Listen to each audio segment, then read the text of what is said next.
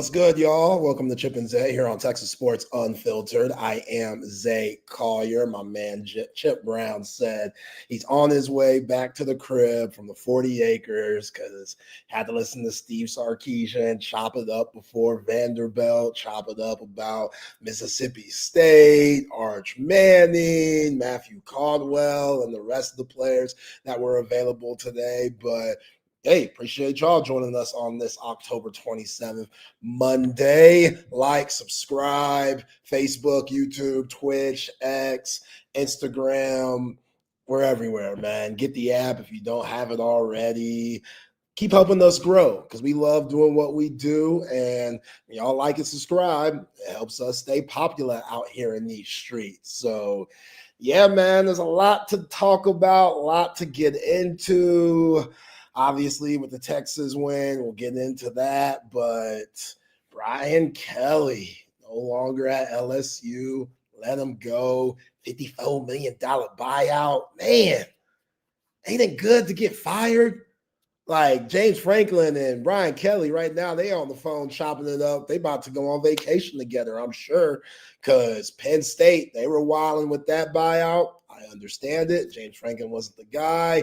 He got you so close, but couldn't win the big game. And now LSU dealing with the same problems after they get embarrassed by the Aggies. Like, I'm over here after a very difficult, stressful last watch with Texas against Mississippi State.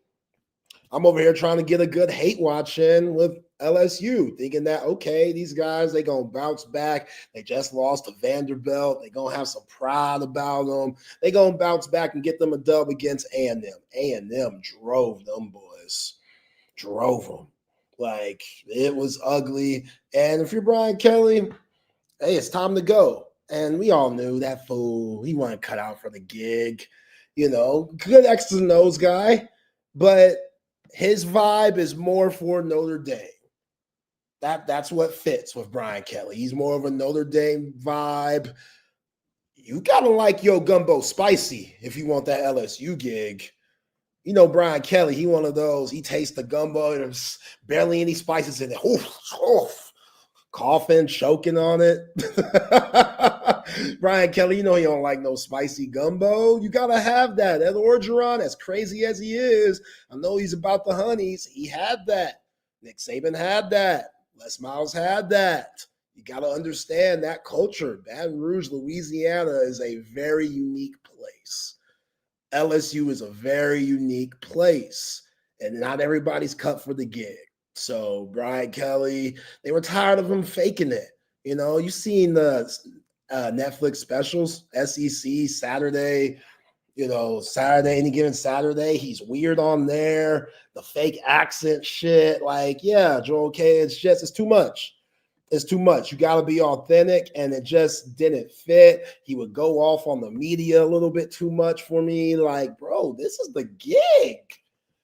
I can't stand when these coaches go off on the media when their team that they're covering or their team that they're coaching is struggling at a place that has a lot of expectations. LSU, top 10 coaching job in the nation. Resources, they're there. Talent-wise, state of Louisiana, you go recruiting state, and that's it. And be good.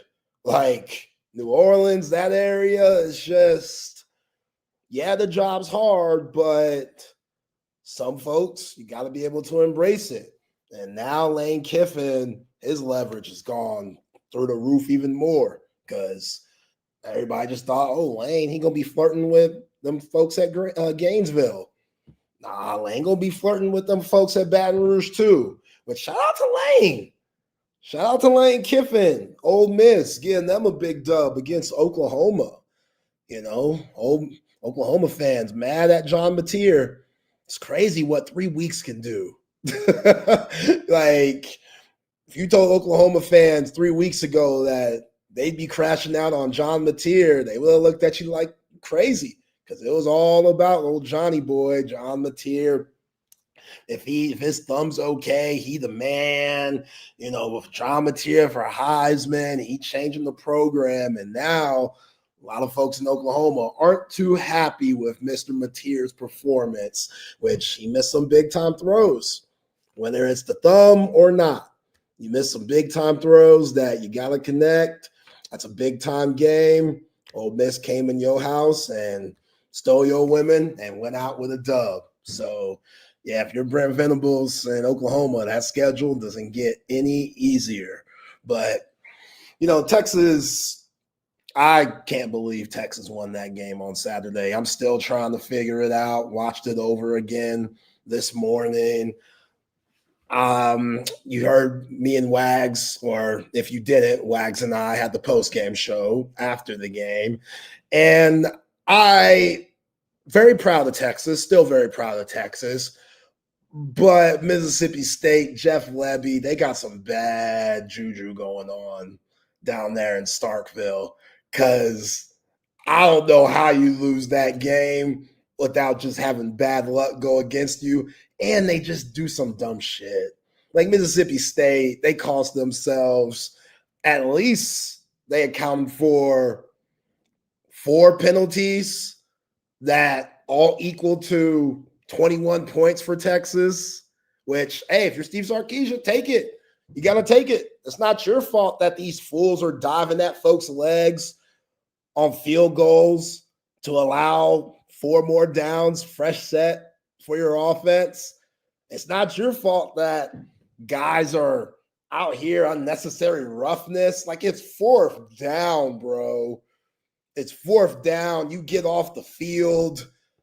What is it? 38-28 or at the time, or 38-21 at the time. Unnecessary roughness. Arch and them march on. And Arch was making some throws, y'all.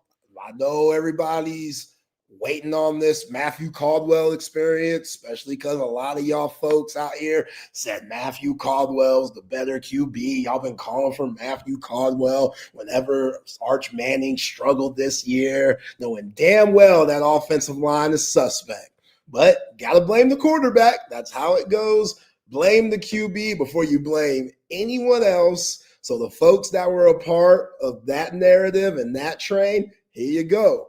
Because it's looking like Matthew Caldwell's going to play. I have a hard time thinking that Arch Manning's going to play coming off of concussion protocol. Like, come on, that family ain't stupid. Y'all see the money he's worth. You can't be just throwing him out there like that, not ready and stuff. You got to make sure up here he's all there.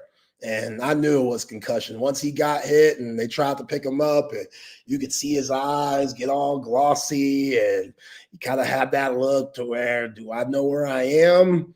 And that's scary. Like, that's why they tried to eliminate all the hard hits over the years. And I know a lot of you old heads think that the game's different, but for this sake, this is why they changed it, because they're trying to protect guys.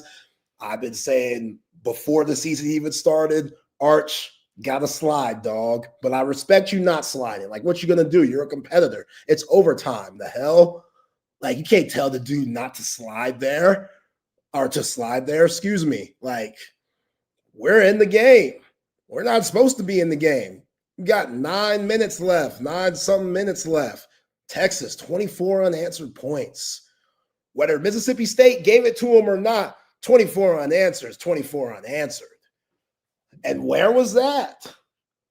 Where has that been? What forces you to go to that sense of urgency to where everything starts clicking for Steve Sarkisian? Because the first 3 quarters, it's like what we saw against Kentucky week prior. Stagnant, run game not really getting going. Offensive line just leaky as hell. Guys missing assignments. Guys double teaming one person. And there comes the linebacker right through the A gap, B gap, blitz and Arch. The same old. And then you come in, Arch making just dime throws, man. The quick out stuff, deep out stuff, the comeback routes, man. Like, these are throws that you got to put on the money. These are anticipation throws that sometimes Arch Manning, when he's had his struggles, what he struggled on, just not anticipating those throws, kind of waiting a little too late to release that football. There he is in that green room. Back at the crib from the 40 acres, my man Chip Brown in the building. What's up, dog? Hey, sorry I'm late. And in the immortal words of Judy Brown, happiness is a choice. And Zay, I heard you talking about the improbability, the are you kidding me-ness of that win by Texas on Saturday in Starkville. And I mean, what can you say? Because that was as crazy as it gets. The roughing the passer penalty that kind of kept that touchdown drive going, and then punting to Ryan Niblett for a third straight game. Like, we got to start talking about Ryan Niblett and clutch performances of all time, because you're a punt returner. Like, you get what, 2, maybe 4 opportunities a game, and you got to thread the needle. You got to weave your way through 11 defenders. And this guy is doing it game after game after game, and it's critical. Like, without it, Texas, we can say they would have won OU maybe if he doesn't return the 75-yard punt return, but they don't win this game if he doesn't come up with the 79-yard punt return. And that just, I'm sure Jeff Lebby's like, yeah, man, we needed that ball to go. We needed that directional punt to go out of bounds. Like, stupid. Your coach would not have been upset if you angled that punt and it only went 33 yards. Instead, Ryan Niblett gets his hands on it, and he gone. Yeah. They a 38-21 lead with 10 minutes to go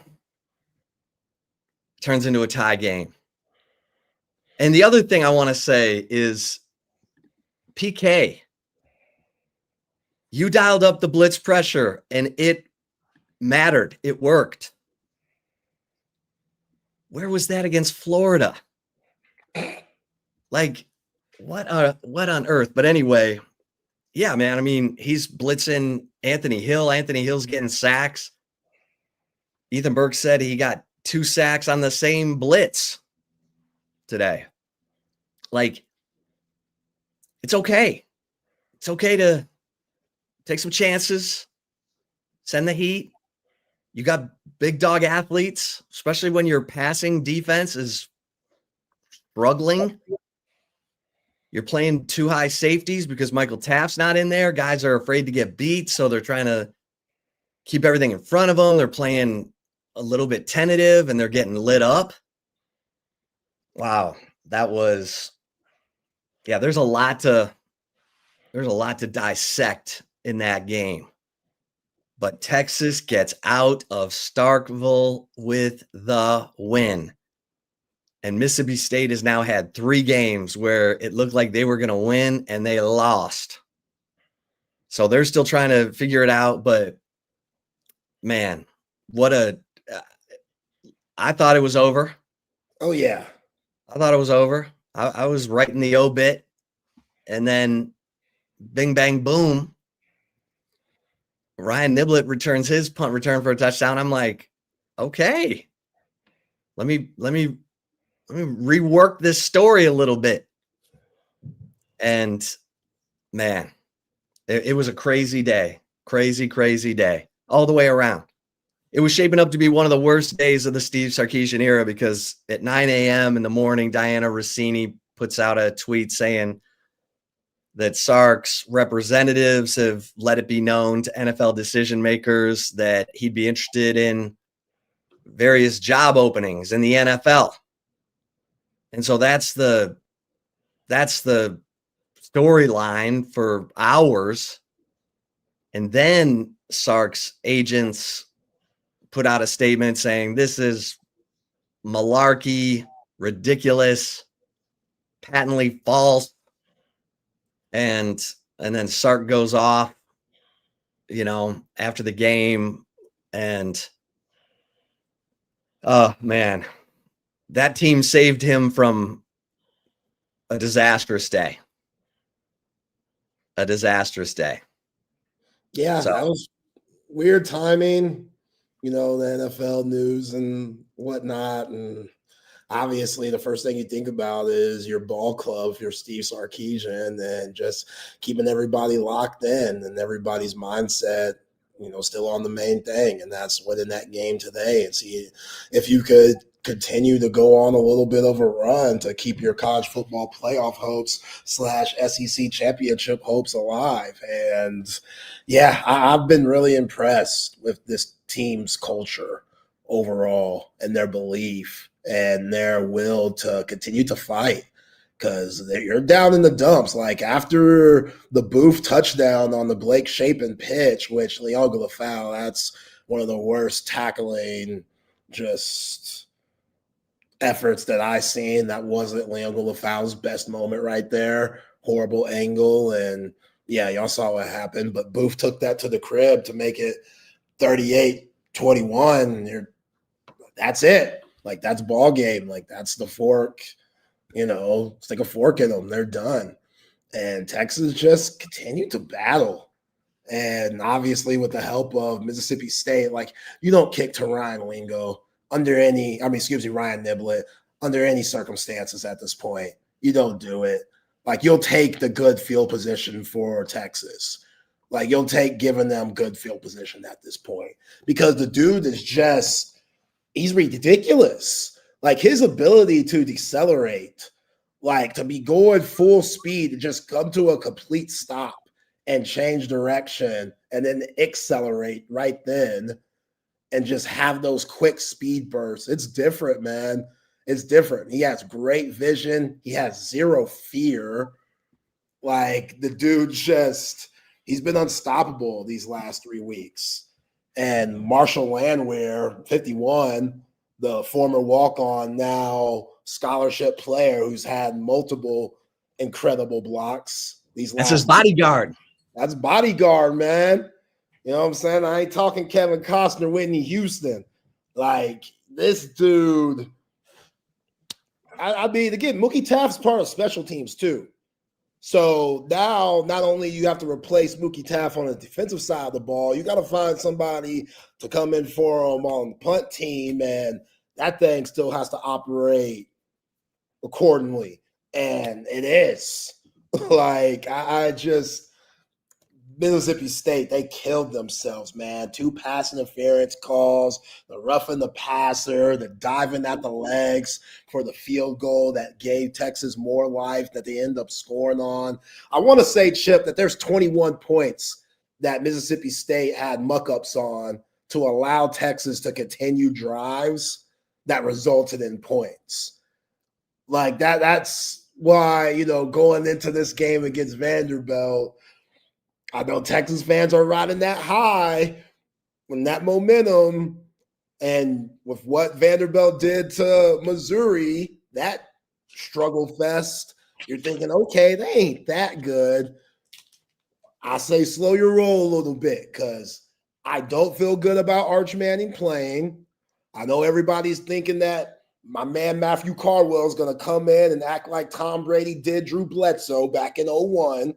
Everybody's banking on that. That sounds cute. That sounds like a great story. These backup quarterbacks, they're different now. Remember, these kids play a lot of 7-on-7. They play a lot of, spring ball. Like, quarterbacks are different than they were 20 years ago, 10 years ago. So guys that might not have the experience and reps, they might be more ready than guys, in the past. You see that with Trinidad Chambliss, who's been killing it and was riding the bench earlier this season.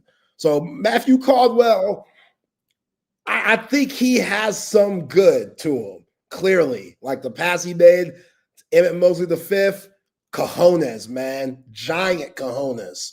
To not only make the throw, but to call the audible at the line. Are you serious? You just got in the game. You're out here just, no. I don't like that. I don't like that. Hey. hey, Emmett, you know, hit him. And shout out to Emmett Mosley with the footwork, man. That's Ocho Cinco footwork right there on the release. Little stutter step, little shimmy with the shoulders, act like I'm doing a little slant, hit that fade, money time. Drag that left toe, money time. So, yeah, I see CB with the stat.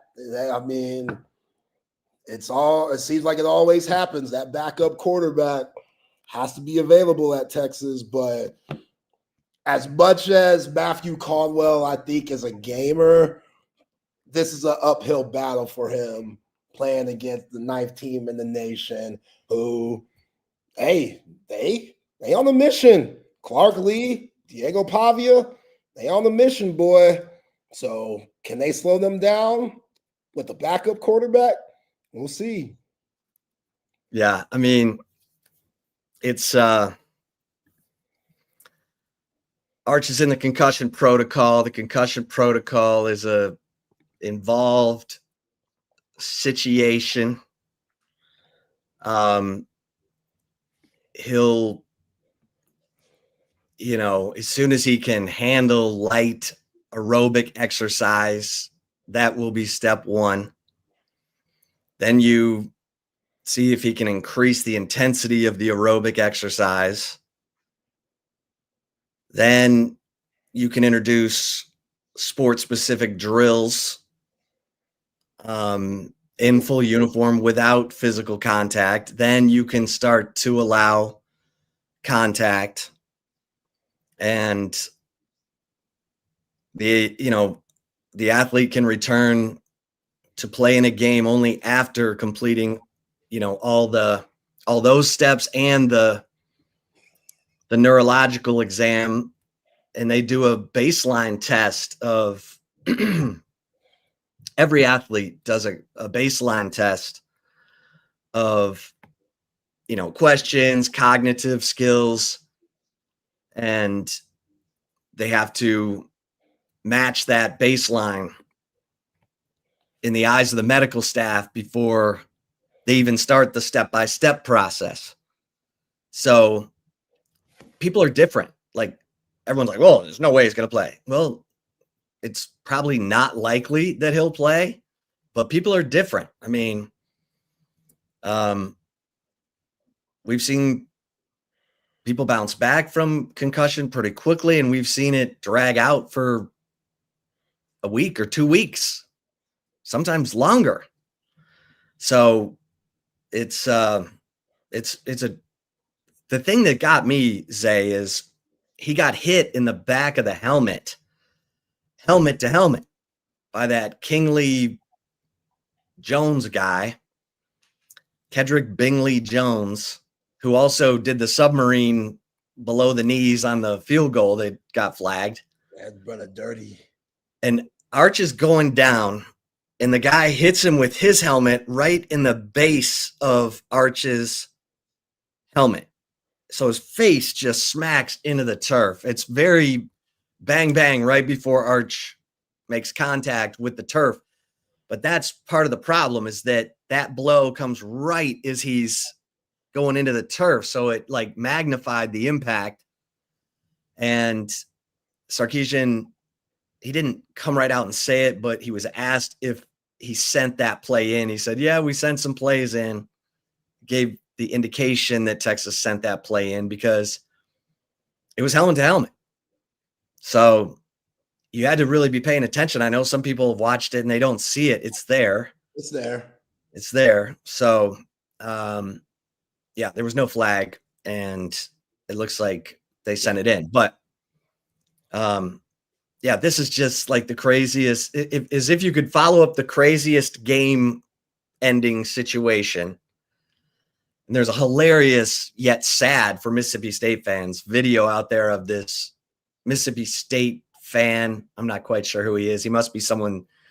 Oh, the Barstool homie, Brandon Yeah. Williams. Barstool homie. Yeah. Because he's like up in a box and then he's sensing the wind. So he's down on the field. And then all of a sudden there goes Ryan Niblett. And then he's in the end zone where Mosley catches the pass. And it's like, wah, wah. I mean, it was the craziest ending, right? Brandon Walker. Brandon Walker's his name. My bad. Brandon Walker. Okay. Brandon Walker, yeah. So now you've got this situation with Arch, and you've got Matt Caldwell coming in possibly to face Vanderbilt. And Vanderbilt's a top 10 team now. They're number 9, right? Yep. So, and they're, Diego Pavia, this guy's recreating Johnny Manziel without the passing game, without Mike Evans. But Eli Stowers, they're making plays. And what next?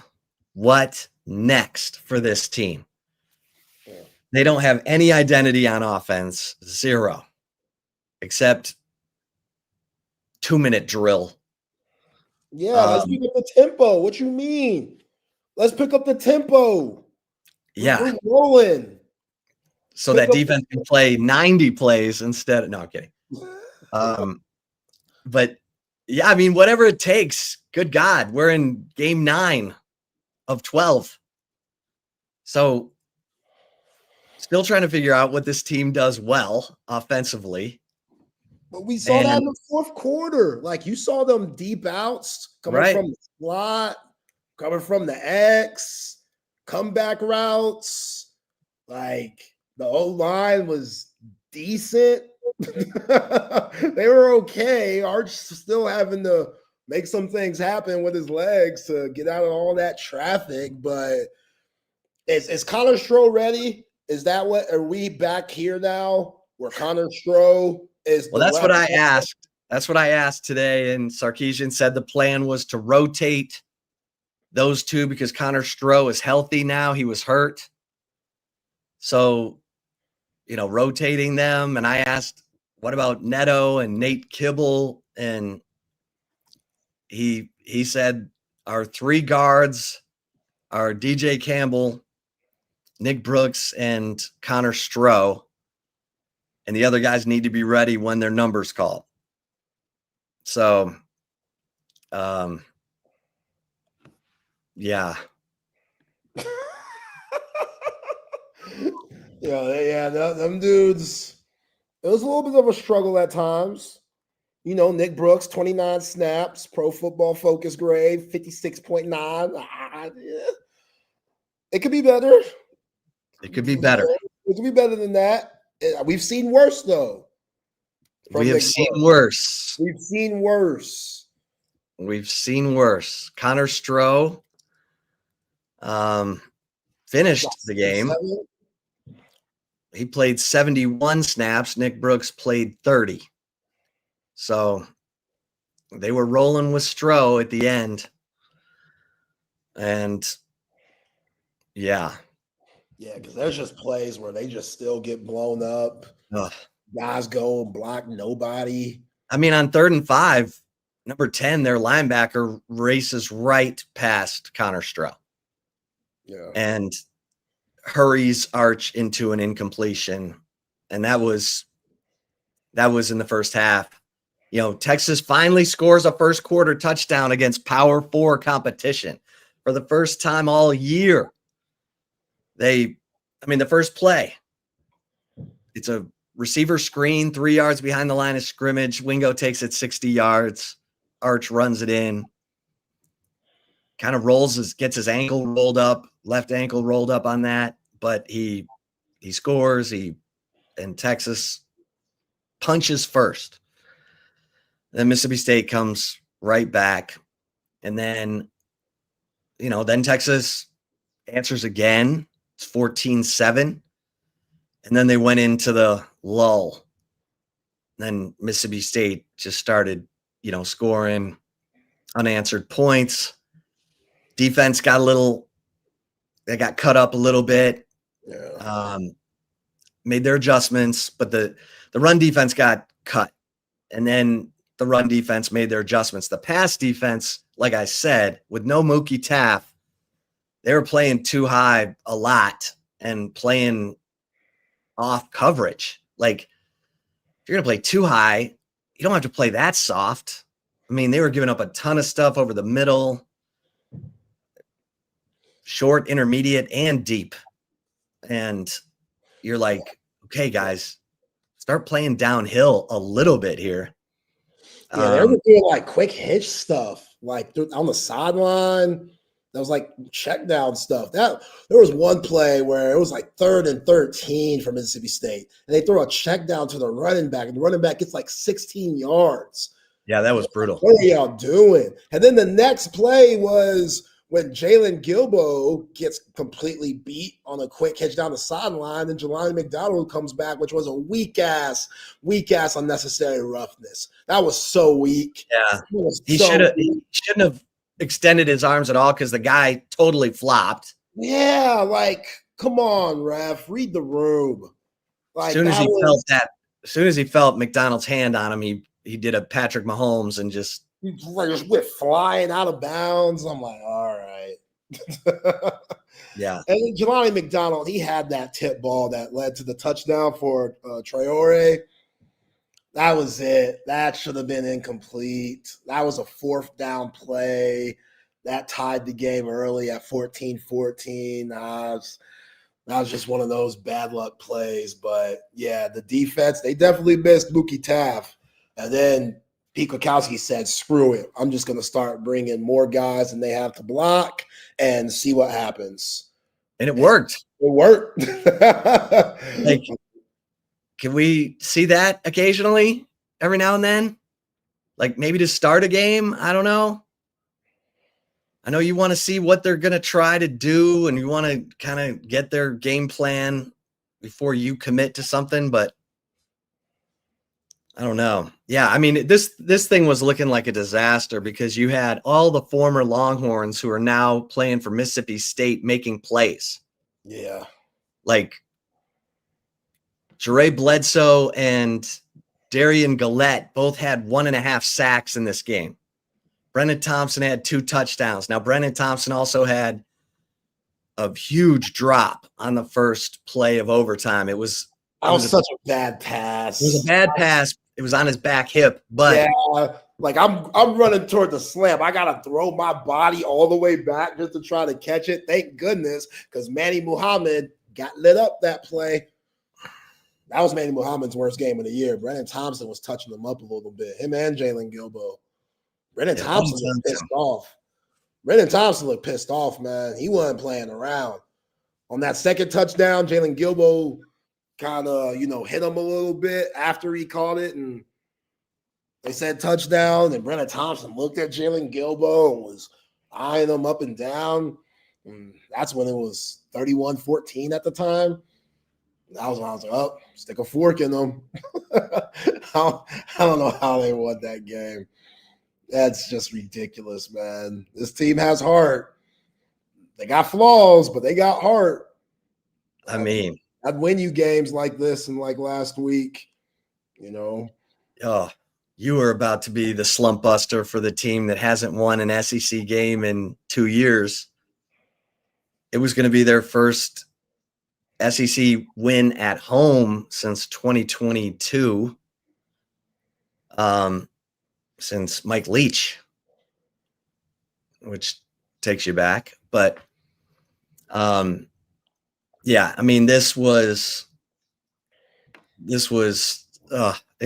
piling up to be a disaster. And for this team, and again, PK, good for you to finally dial up the pressure. I mean, it's taken a act of Congress to get PK to bring more than 4 rushers. And man, you turn Anthony Hill loose. Yeah, especially with the guys you have. That's the thing. Right. And Chapin's not going to run away. I mean, now Diego Pavia. Be careful. Yeah, you can't. You got to be Breaking brilliant in your pressure against that dude because he'll make you pay. Yeah. They run all Make that you pay. Option stuff out of the pistol. They're good, man. They're good. Like Who? Vanderbilt. Yeah. Yeah, Right. Vanderbilt. We've been on Vanderbilt for a while. That was you and I went 2-1 in our college picks. Vanderbilt, we got right. LSU, we got wrong. Had to fire them, Chip. They had to. They had no choice. They had no choice, man. The way A&M dog walked them, that was ugly. Marcel Reed juking everybody. Marcel Reed. Concepcion. I thought Ryan Niblett had the best punt return of the weekend. KC Concepcion. That was nasty. And them's guys, man. They're good.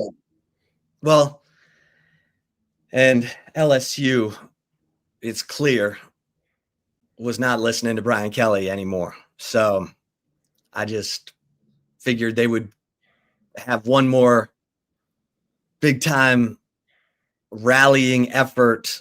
No. That team had unplugged. So Marcel Reed, that dude's playing with confidence. Oh man, that run he had was ridiculous. Yeah. A&M's got, they got to go to Missouri. I mean, now that your boy Bo Prabula's out, I know that ain't the same no more. It's not the same. That's a cakewalk. But that's not a cakewalk. Their defense is legit. Missouri's defense is legit. Without Bo Prabula, they're gonna. Well, hey, Eli Drinkwitz, he's been recruiting. Yeah, he got him a freshman quarterback who might have a little something. And now Eli might be thinking about that Florida job a little different because Lane Kiffin might go down to Baton Rouge. So is Eli still locked in? Because now Eli wasn't thinking about the Florida job before. He's like, they got guys before me. Now with LSU being available, that Florida job looks a little different. And if you're Florida, you're really like, damn, because our number one, whoever that was, that person's going to get a call from LSU. And if you're that number one, whoever that is, Lane Kiffin, whoever it may be, that was going to get a call from Florida, now gets a call from LSU, I think you go take the LSU one first. That's just me. I think you can win at both programs. But, yeah. Why would – I mean – and Penn State number 3. Penn State, they really in the hole. Penn State, who they going to get now? They going to get the scraps. It's not like the coaching carousel is just popping right now. What do you mean? What do you mean? The who's really available that you would be like, he's it. He's our guy. No, I agree with that, but the carousel's flying out of control with coaches getting fired. Yeah, but I mean, just like available. I mean, for like the LSU and Florida job with the guys that you just can, who's actually available to where you're like, man. Well, your first call is to Nick Saban. That's crazy. Hey, Nick, what do you say? Get the band back together? Yo, Miss Terry, she ain't having that. Okay, well then. Miss Terry hasn't had Entouffet in 20 years. Well, then you gotta show me because you got to have dudes that are still hungry on the way up. Yeah. By the way, shout out to y'all Texas fans out there that were making the memes of Nick Saban and Photoshop rocking Texas gear after you heard the Steve Sarkisian report Saturday morning of him flirting with the NFL. I saw y'all. Y'all were wilding, but I saw y'all. Well, we got some questions over here we need to get to. Yeah, Matt Rule is getting that job. Y'all are right. Yeah, Matt Rule, he's done. Nebraska's done. Once they heard Matt Rule might be up for it, they just started losing. They know. The writing's on the wall. The writing is on the wall. All right, y'all are coming fast and furious today. All right, let's start in here. Let's see here. Yeah, we got a question from Jose about AJ Milwee being up in the box.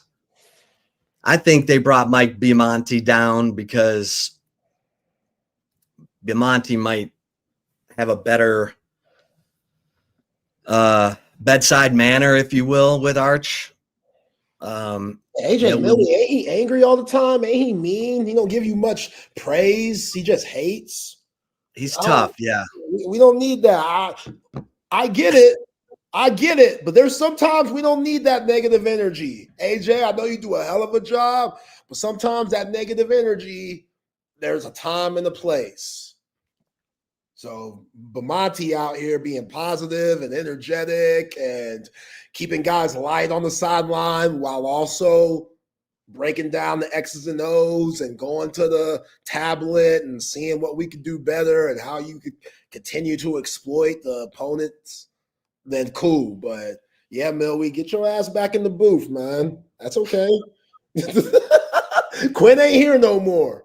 Each quarterback's different.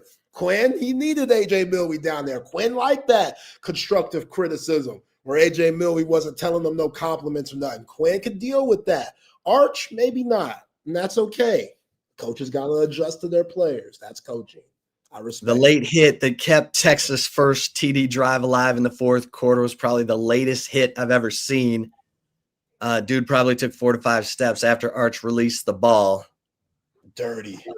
That was unbelievable. That was a prayer answered for Texas because that was going to be Mississippi State ball. Yeah. And that was the first like Hail Mary. And then the second was Niblett's punt return for touchdown. And as you said, Zay, there were all those pass interference calls that kept inching Texas closer to the goal line. And then they had a false start. So, of course, it became, goal to go from the 6. But Parker Livingston makes the catch. Yeah. Chase Daniels said LSU mentioned Sark's name as someone who LSU should look at. I saw that. I think that was a typo because he said Sark, he said Kirby, and he said somebody else. And I think he meant the opposite, like the only guys that wouldn't take the call from LSU. I think he just said it wrong. And I think he said Sark, Day, Smart. Those 3. Maybe DeBoer. I think he said them too. Those are the only guys, in my opinion, that won't take that call. And Saban. Y'all think Saban really coming back? They gonna call him. He ain't got to pick up. I'm leaving them on ring, just like I always get these damn spam calls all the time. I know y'all get them too. Freaking crazy-ass spam and hackers and stuff. If I'm Saban, that's how I'm treating LSU. Unless if they got a really good gumbo plug that, No, I think Saban is loving the only, there was a part of him that was intrigued about winning a 3rd national championship at a 3rd school. No one's ever done that. Now, that was in 2013. That was 12 years ago. Yeah, he's 73. Yeah, so and he got to deal with NIL. Right. And them folks in LSU crazy as hell. Yeah. It's a good gig, but them folks crazy, man. That moonshine and stuff they be on. Yeah. You don't leave Texas for LSU. Hell no. You've got it moving in the right direction at Texas. Granted, there was some missed evaluations on the offensive line. You can fix that in one portal season. Naaman said, what did it tell you that 3 former players were legitimate good Power 4 players? That's not a surprise. They're playing on a team that hasn't won an SEC game in forever. But they played hard and they made plays. Talking about Darian Gillette, Jere Bledsoe, Brennan Thompson. I mean, we knew Brennan Thompson was a good player. But at the time, he was behind Xavier Worthy and, Brennan Thompson been gone for a minute too. Yeah. Like, he was at OU. Isn't there somebody in between? Am I tripping? When he was at OU and Mississippi State? Maybe not. Maybe I'm thinking of someone else.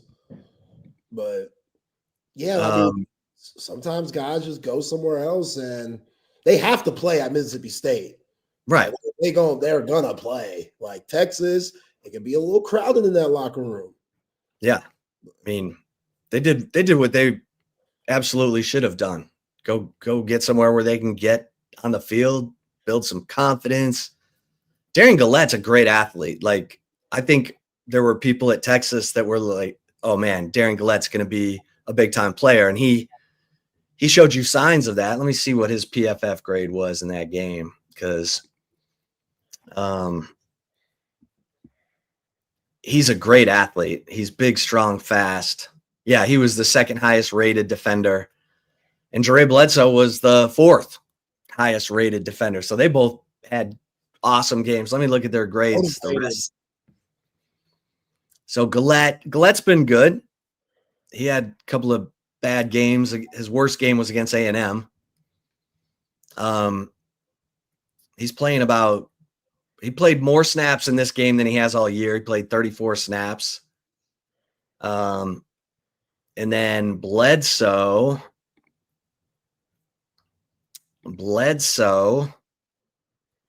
yeah, he's all over the place. Like, his grades, he had a good game against Tennessee. He had a 35 against Arizona State.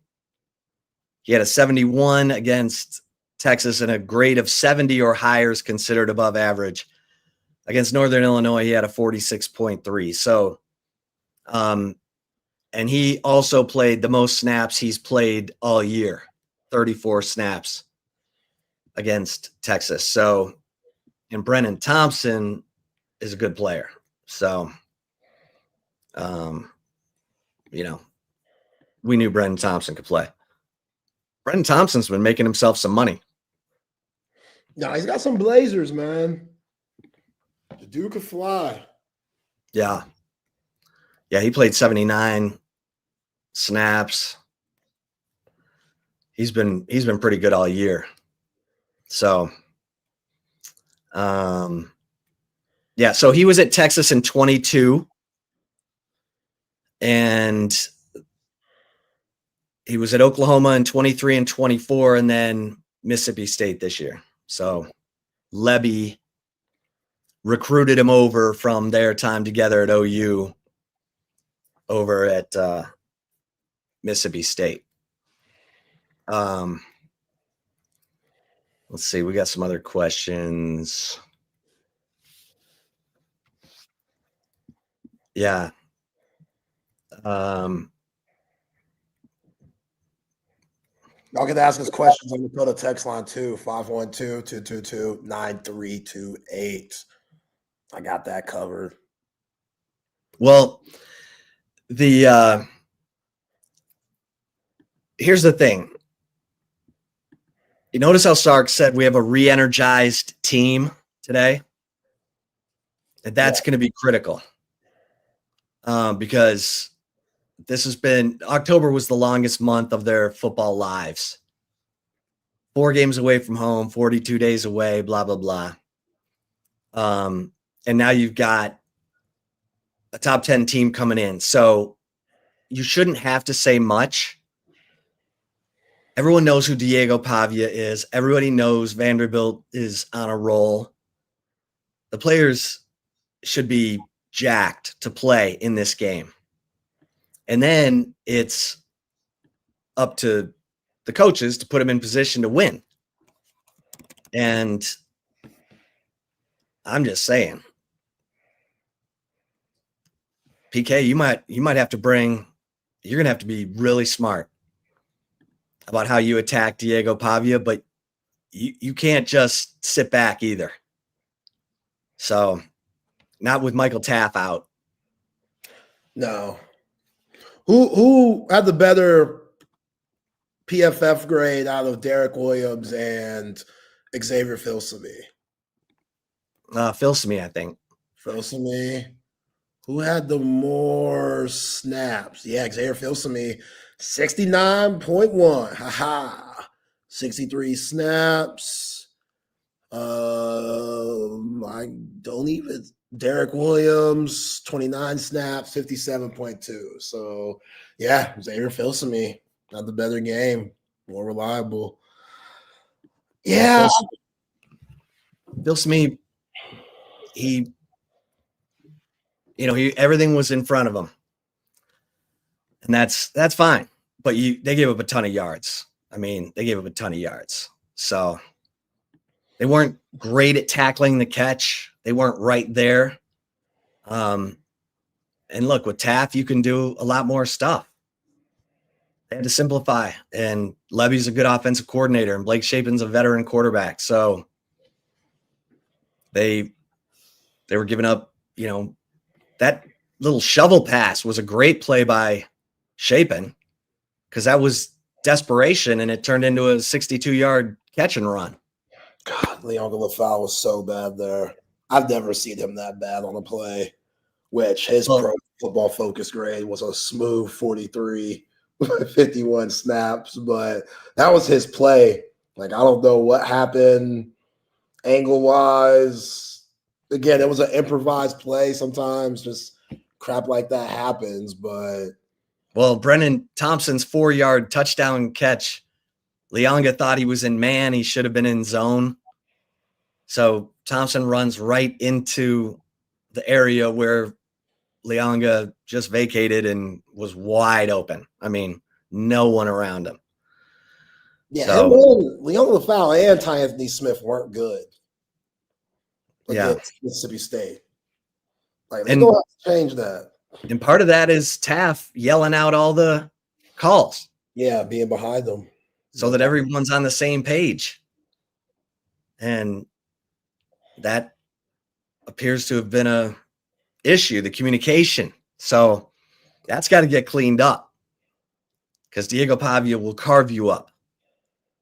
So, look, Texas has a good enough defense to do exactly what Missouri did to Vanderbilt and keep that game like 10-10, keep it low scoring. Texas has a good enough defense. Now, without Taft, that's asking a lot. I know somebody in the comics section, I don't remember who it was, but when I was like, yo, missing Mookie Taft's a big deal, they were like, oh, missing Mookie Taft won't be that big of a deal. Like, okay, guys. I think y'all are disrespecting Michael Taft and how good he is from a mindset and from his performance. Like, he's top 2. I mean, they had that dude out with the captains. He ain't even playing. Right. He's out there doing the overtime. Yeah, like, he's locked in. He got his earpiece in. Hero Canoe said that, man. He was a big difference on the sideline for us. Like, yeah, Mookie Taft, man. Guys like him don't come around very often. But everybody's dealing with injuries all over college football. It's hard to be lucky and just stay healthy. I get it. It happened in 05 where I got B-Rob, like, missed the game. That's it. Everybody else just stayed healthy. Like, that's an anomaly. Things like that don't happen very often. So when you have those injuries, next man up. I know it's cliche, but that's real talk.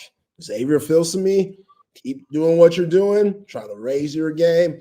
This is the ultimate test this week. Diego Pavia coming into town. By the way, is his fine-ass mama going to be here in the ATX? That's up to you. You got to find that out. Yeah, she need a place to stay. I asked my wife. At least she can stay with us. You are a mess. You are a hot mess. I'm just being a nice guy. If she needs a place to stay, I can get a little crowded in the ATX. It can get a little expensive. Where's she going to stay at your place? We got room. We got room. We got bed. We got couches. We got place to stay. Gotta talk to wifey first, though. You know, You're killing me. she's gotta be here. Look at Temple.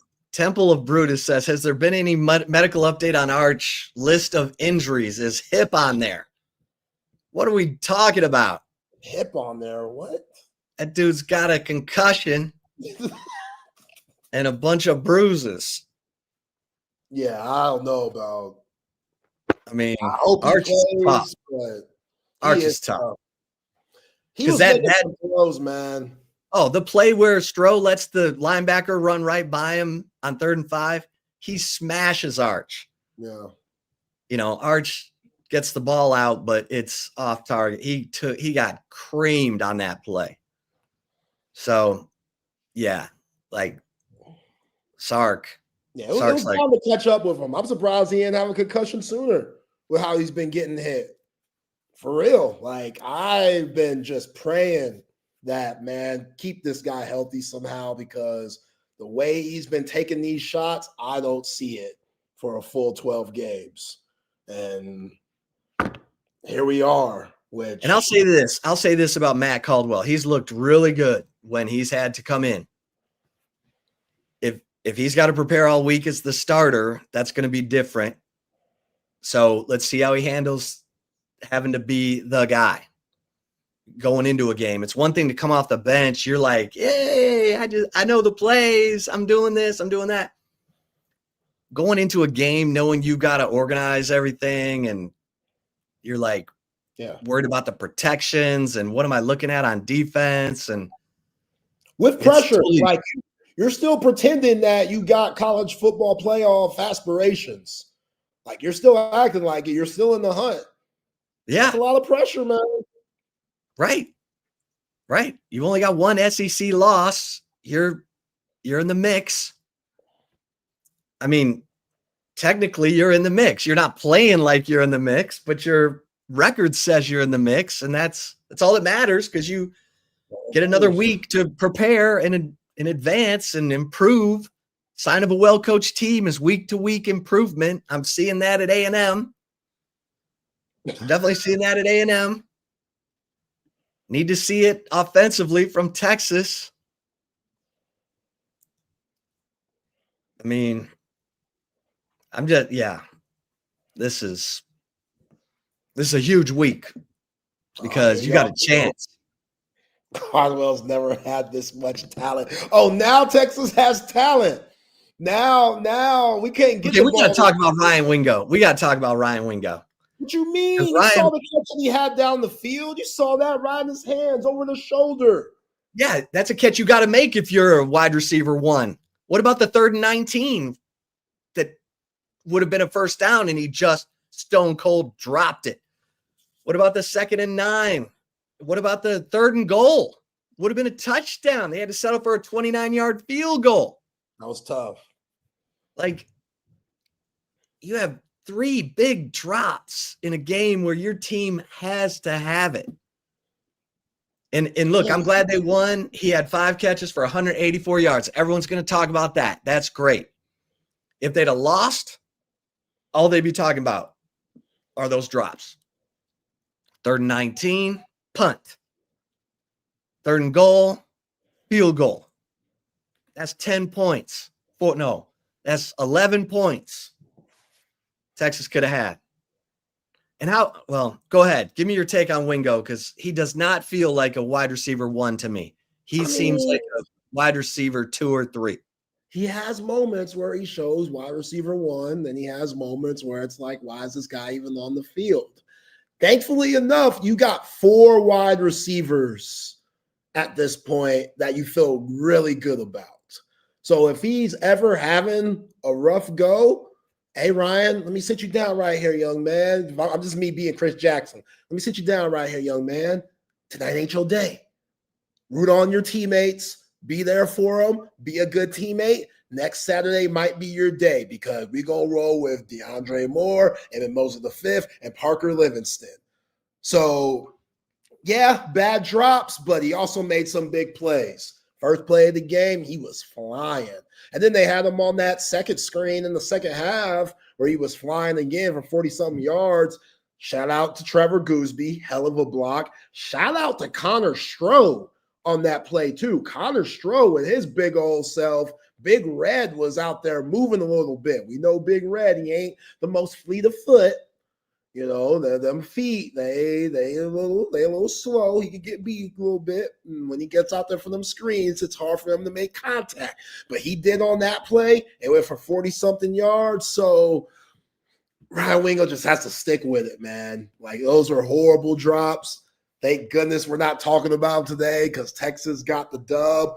Hopefully he could get rid of that and just keep on trucking. I mean, I've seen CeeDee Lamb drop the ball a lot. I want to say at one point of CeeDee Lamb's career, he had like the most drops in the league in like a certain amount of seasons or something. But the volume that he had, you don't really look at that as much. So I'm trying to make light of the situation. But yeah, Ryan Wingo, he made some big time plays. He just has to stay consistent like a lot of guys do on this ball club. Yeah. Yeah, I thought Mosley we finally saw Mosley. Emmett Mosley, the 1, 2, 3, 4, 5th. Because the 21-yard touchdown catch he had, where he had to kind of come under the defender, and that was a great adjustment. And then, of course, the 10-yard fade ball touchdown in OT, he thought he was out of bounds. Did he really? That's what he said? Yeah. Yeah. After the game, he was like, I thought I was out of bounds. He's like, and then I saw the replay, and he was like, oh, okay, all right. Got that toe in there. That one toe, man. Like, I don't know. That was huge. It was perfect. It was a perfect time to literally stop the film and see the evidence. Like, and he didn't bobble it. It was a clean roll out of bounds. Like, beautiful play. That was a beautiful play. And the one that you were talking about before, his first touchdown, that was Steve Sarkisian special right there. That little fake screen, throw the wheel route in the slot. Oh, Sark's been making a killing off of that his whole career. So when you get Ryan Wingo for those explosive screen passes earlier in the game, and then you throw him that look later in the game, and those guys bite on it, then you're able to get that pass down the field. Like, this is why Steve Sarkisian makes the $10 million, because he gives you looks in similar formations or the same formations earlier in the game, and then he brings those same looks back later, but changes it up just a little bit. Yeah, but you got to have a receiver who understands all that and runs routes like that. Right. And Wingo doesn't. So either he's not processing, he's not. He doesn't run routes aggressively like he knows that stuff's getting set up and how it should be run. I mean, DeAndre Moore does, Mosley does. Wingo's got to show me a lot more. But I know he's big, strong, fast. I get it. He looks great. But I need to see a lot more dog out of him. I agree. I think he has a lot more in him too, but I also there was a 50-50 ball down the sideline that I didn't think he fought very hard for. You know, it was a deep ball and he had that 6'4" corner on him. Man, you gotta get a subtle push. What's he supposed to do with that brother? That big, tall, fight him. Crazy long brother. You're 6'2" and you're bigger than he is. Get that little subtle push. The 6'4" brother? You want him to go up with the 6'4"? Kelly Jones? Kelly Jones? Kelly Jones acted like he was the receiver on that route. Yo, man. You know I'm right. You're being a little harsh on Ryan Wingo. I do think he's maybe long. So. I think he has a lot of football ahead of him, but damn. 6'4" going to be playing on Sundays. That was an amazing interception that he had off of Parker Livingston's drop. Yeah. Livingston, sorry. Because the reaction time on that was 0. It went through Livingston's hands, and Kelly Jones was like, whoop. Let me gobble that up. Arch be throwing them hospital balls, my man Parker Livingston, sometimes. Like, dang, ain't y'all roommates? Because that one against Florida, if Arch would have thrown it a second sooner, Parker Livingston's not hurt on that play. He might have been hit, but he's not hurt. like he was. And then he throws that one against Mississippi State, man. Then I saw folks talking about Parker Livingston needs to catch that, man. Michael Irvin might drop that pass. That's a hospital ball if I've ever seen one. And yeah, led to that interception. But yeah, Ryan Wingo, he's got to improve. Sometimes I feel like he just don't even know the plays. That's what I mean. Like I just, or like the signs, like you change your signals every week. At least the good coaches do, or you're going to get them things swiped by these other coaches. But you got to have great IQ guys for that. Right. You know, like, and again, these guys, they're not pros yet. So they're still playing school. It's easier to do that on the pro level because that's their job. I know these guys are getting paid like it's their job, but they got to worry about exams and they come in for practice and Sark's out here changing all the signals and stuff. I get it. This is what you signed up for, but also I'm sure it's difficult, you know? Oh, for sure. So, I mean, that's why you got to be on the same page. But yeah, when Arch is in trouble, he's looking for Parker. Yeah. And, you know, Parker gets it. Parker understands the concepts. He knows where he's supposed to be. You know, so tough, Arch. Man. Huh? Parker Livingston's so tough, man. Yeah. You would think that, you know, he's not the biggest dude, but even though he's tall and he has a pretty good catch radius, you know, just with his wingspan and stuff and his height, but he'll take hits. You know, he gets real just in the tight spaces where you got to make those catches in the phone booth. It seems like he makes them with ease. So, see, y'all wilding. Jesse, you're out of control. Jesse says put Wingo at guard. Wingo at guard. Dude, you could argue that he was a big part of you winning the game on Saturday. Come on, man. He had some mistakes. Xavier Worthy had some mistakes his sophomore year. I get it. He had a broken hand. All right. We heard that after the season was over. We can't really compare Xavier Worthy and Ryan Wingo. No, not yet. But Worthy had an unbelievable freshman year. Yes. And then you could argue he had a sophomore slump. With a broken hand. With a broken hand. He got a broken hand now. That's what Sark said. Okay. All right. Yeah, what happened to LASIK Wingo? I thought we were getting a new and improved Wingo. I don't care how well you can see. If you don't know the plays, you don't know how we're changing things up, the different audibles, the different hot routes, mid-game, and you're not on the same page. And what'd you think of Parker's end zone dance? Oh, he killed that. No, y'all tripping. He killed that. White boy ain't supposed to have flavor like that. That was one of Xavier Worthy's dance, which I've seen it. It's called something. That's what the young kids are doing, a little rock, you know what I'm saying? And that was dope. Y'all tripping. Parker Livingston, yeah, I don't know about that. But, little jig. Ain't nothing wrong with that. Parker Livingston got flavor, white chocolate, Contravian Wisner calls him. I love Parker Livingston, man, and his crazy brothers. Parker. Great family. All right, can we talk about Anthony Hill Jr.? What a man. He played a man's game. 3.5 tackles for loss, 2.5 sacks, fourth and one stop. He got the first 4th and 1 stop.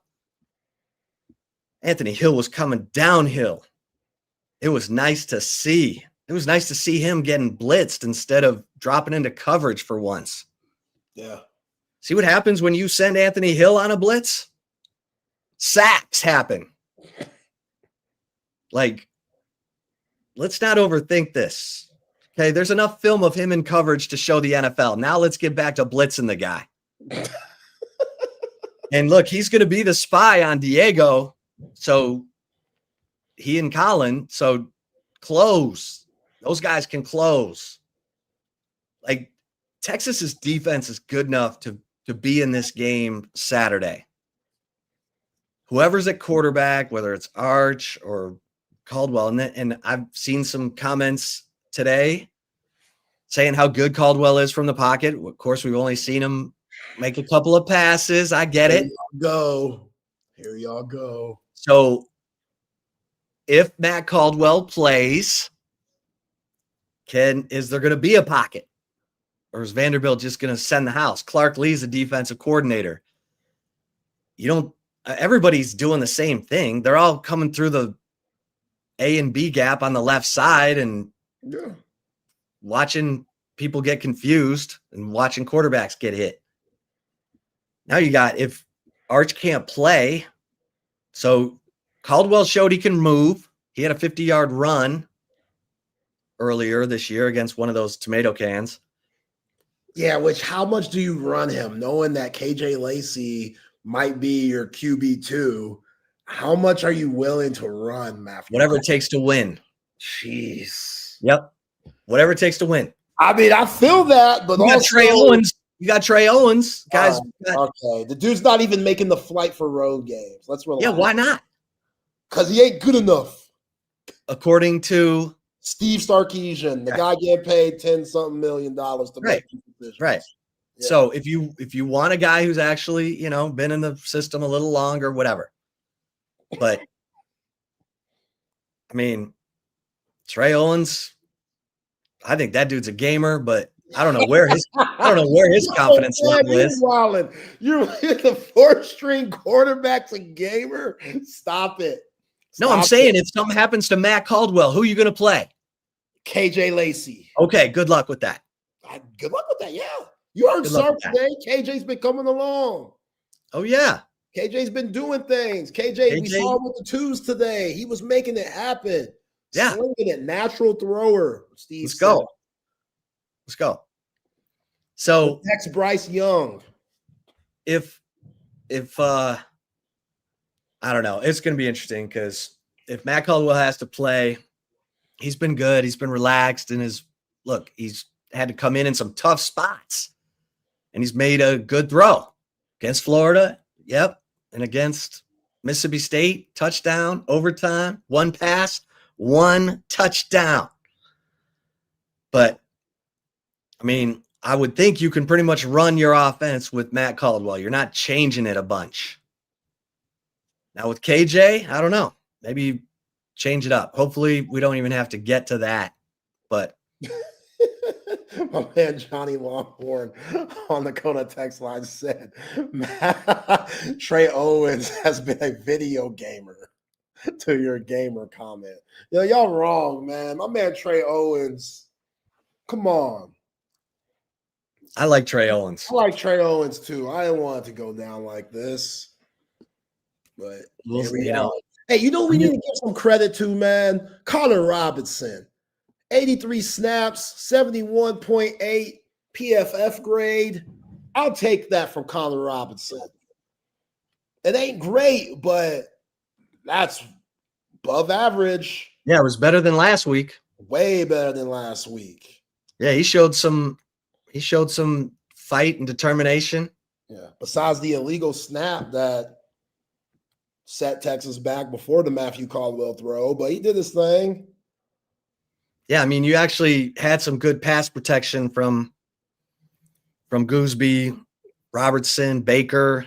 Stroh was not so much.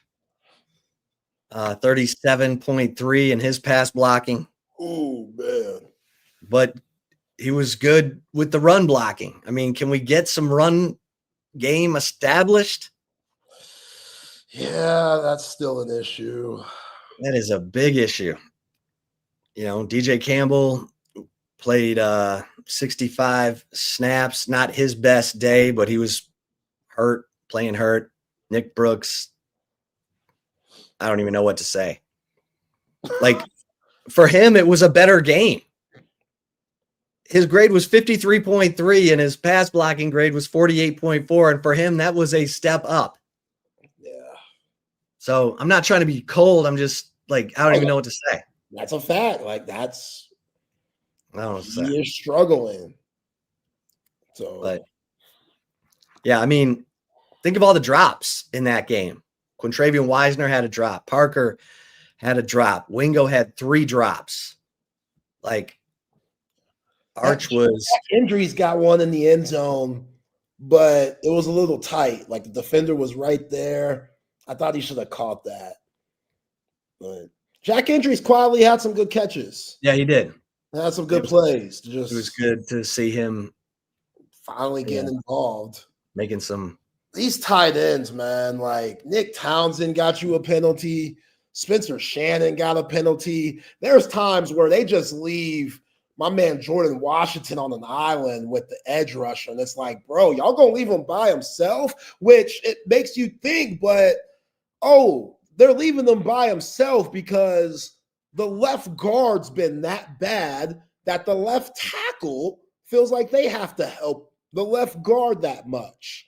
So the tackle will just not even care about what's going on the edge because Trevor Goosby's so worried about whatever's going on with Connor Stroh and Nick Brooks that you're leaving Jordan Washington and these other tight ends on the island with these edge rushers in the SEC. And they're getting just demolished. Well, it's just kind of pick your poison, when you're a defensive coordinator going against Texas, because everybody's getting attacked. And it's one of those, who on this snap is going to be the one that gets got? Because most likely, with what we've seen throughout the season, somebody's going to get got. So I just, again, fourth quarter, overtime, it was good enough. Can it be good enough for 4 quarters or however many they need, however many snaps, it can be good enough to get the dub? I think Vanderbilt's a lot better than Mississippi State, Kentucky, and Florida. All 3 teams gave you problems at times. So we'll see. DJ Campbell gave up 4 hurries. Stroh gave up 3. Nick Brooks gave up a hit. Stroh gave up a hit. Stroh gave up a sack. CJ Baxter gave up a sack. DJ Campbell gave up a sack. So, and DJ Campbell played hurt. I get that. So, what did he hurt? I don't know. I mean, I'm glad he went back out there. He limped off. It was a right leg injury, but we never got a clear explanation on that. But yeah, I mean, this offense, can they find it? I mean, see, Coach 420, Trey Moore, he had a play, didn't he? He batted the ball down. Yeah, he batted a ball. Yeah. Big Ocho, baby. Come on. Big Ocho. What was his PFF grade? Not middle of the pack. Oh, he was third on defense, 71.8. Only 26 snaps. Wait, his overall defense grade was 65.8. Wait, what? Are you looking at the Texas-Mississippi State game? Yeah. Texas defense? Yeah. Trey Moore. Ethan Burke, number 1. Anthony Hill, 2. Brad Spence, 3. Phil Simi, 4. Justice Terry, 5. Colin Simmons, 6. Hero Canoe, 7. Trey Moore, 8. 65.8. He had a 74.9 run defense grade. Anthony Hill was a monster. Colin Simmons, I thought he was going to kill Blake Shapen on that third down in overtime. Oh, yeah. Oh, my gosh. Yeah, he pulled up. That was good. Yeah, because that could have been unnecessary roughness. If he really wanted to, that would have been bad. Shout out to Ethan Burke, man. We've been saying, give this fool reps. I get it. His knee hasn't been the best. I think he's getting better now from that. I think he's healing because Burke played great. how about that strip sack on the final play of the game? Like, he's got the guy wrapped up. He grabs the ball, flips it out. Yeah, Burke, I think he was like, finally, because he's been getting pressure and quarterbacks have been stepping up into other guys' arms for sacks. But yeah, Simmons, he had that pressure on third down. That was huge. And then Ethan Burke got the fourth down sack to end the game. Yeah. Crazy. That reminded me of, remember Joseph Osai getting the sack against Oklahoma State in 2020? Osai chased down old oh God, he was there forever. But anyway, he sacked him and ball game, walk off. That game actually reminded me of that Oklahoma State game. Really? Because there was a punt return by oh gosh, he's still in the league, I think. Oh hell. Ron Jameson? Yes. Remember that punt return? That was huge. Mm-hmm. Like, that breathed life back into Texas in that game. And then I think they got help from a roughing the passer call too on Oklahoma State that extended a drive. I mean, that was crazy. And then somehow they ended up in overtime, and somehow Texas won that game when they were behind the whole game. But yeah, that was insane. What's it called? Jelani McDonald was big on that fourth down stop. He was big on the third down stop before the fourth down stop, because it was a 3rd and 1. Jelani McDonald came and made the play, tackle for loss. Then fourth down, Jelani McDonald jumped in there with Ant Hill, Colin Simmons, and them. That was a big play. There was another 3rd and short where Grayson Littleton was like shot like a missile, came from the secondary and just ran downhill. And he was a combination hit with Ethan Burke and Ty Anthony Smith. God, what play was that? I want to say it was in the second half, part of that comeback. But fourth quarter? I'm looking through my notes now. That sounds right. Who made the tackle? Yeah. It was 3rd and 1, QB run. This is when they put in the backup, the one that threw the touchdown. Yeah. It was that play. It was like the 6th possession for Mississippi State in the second half. Taylor, he came in for that run, 3rd and 1. They ran it to the left side, and Grayson Littleton. Go watch that play. Watch, because you'll see Ethan Burke might have been the first one to stop it, but Grayson Littleton came and set the edge to make sure the QB didn't bounce out outside. And he flew to that spot and made some big-time contact. And Ethan Burke and Ty Anthony Smith were there, and that's what led to the Ryan Niblett punt return. That's what, it was that play. Yeah. Yes. Hell yeah. Somebody please recognize Grayson Littleton on that play. That play was so big. That play was so big, man, because it was. That dude, Grayson Littleton, I love that dude. Yeah. You got hit with that. That was a bad pass interference call early on. That was one of them freshman mistakes, but he going to keep playing. He going to keep fighting. And you know he ain't afraid of contact. He will hit you. You better protect that ball too, because if you don't, he will knock it out. So, yeah, that was a huge play, man. Yeah. This game was nuts. There were a lot of little subtle plays made in this game that was huge. The one you just pointed out was huge. Everything had to go right, and it did. And they kept, I had someone say, that song, Don't Stop Believing.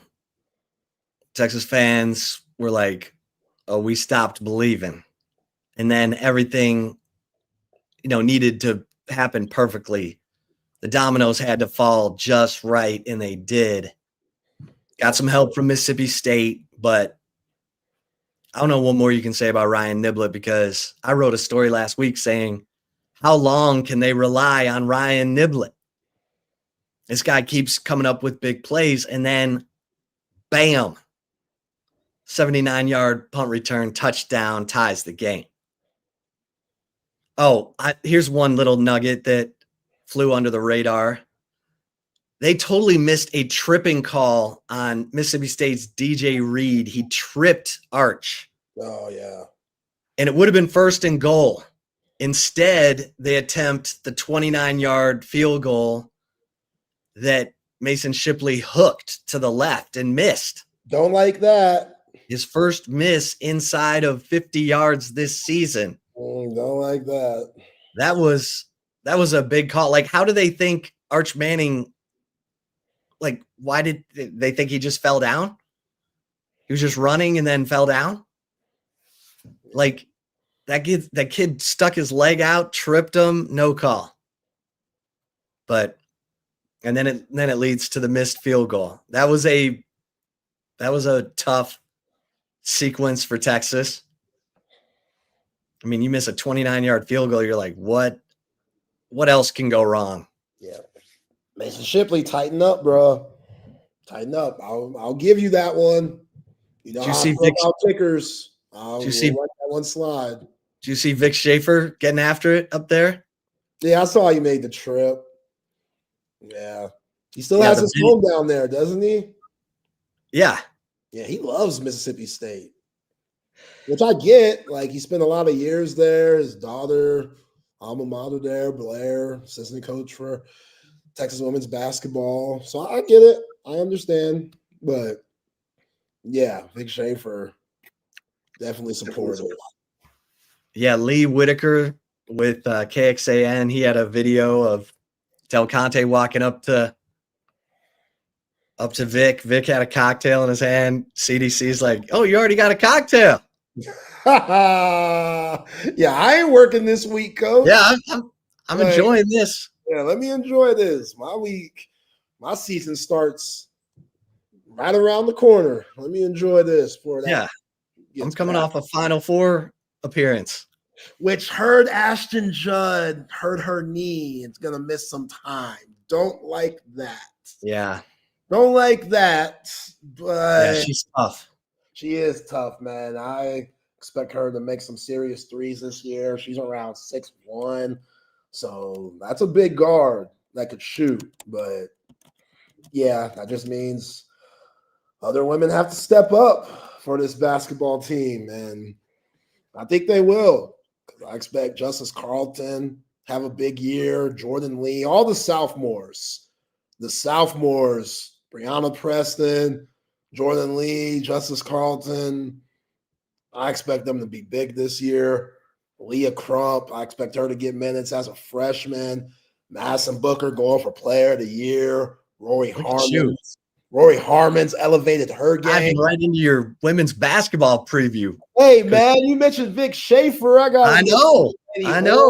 Hey, I feel great this year. A team that went to the Final Four last year, I feel great this year. I think this team could be better. You know I love Shea Holly, but I think once Ashton Judd gets back, I think she brings something that Shea Holly didn't, and that size.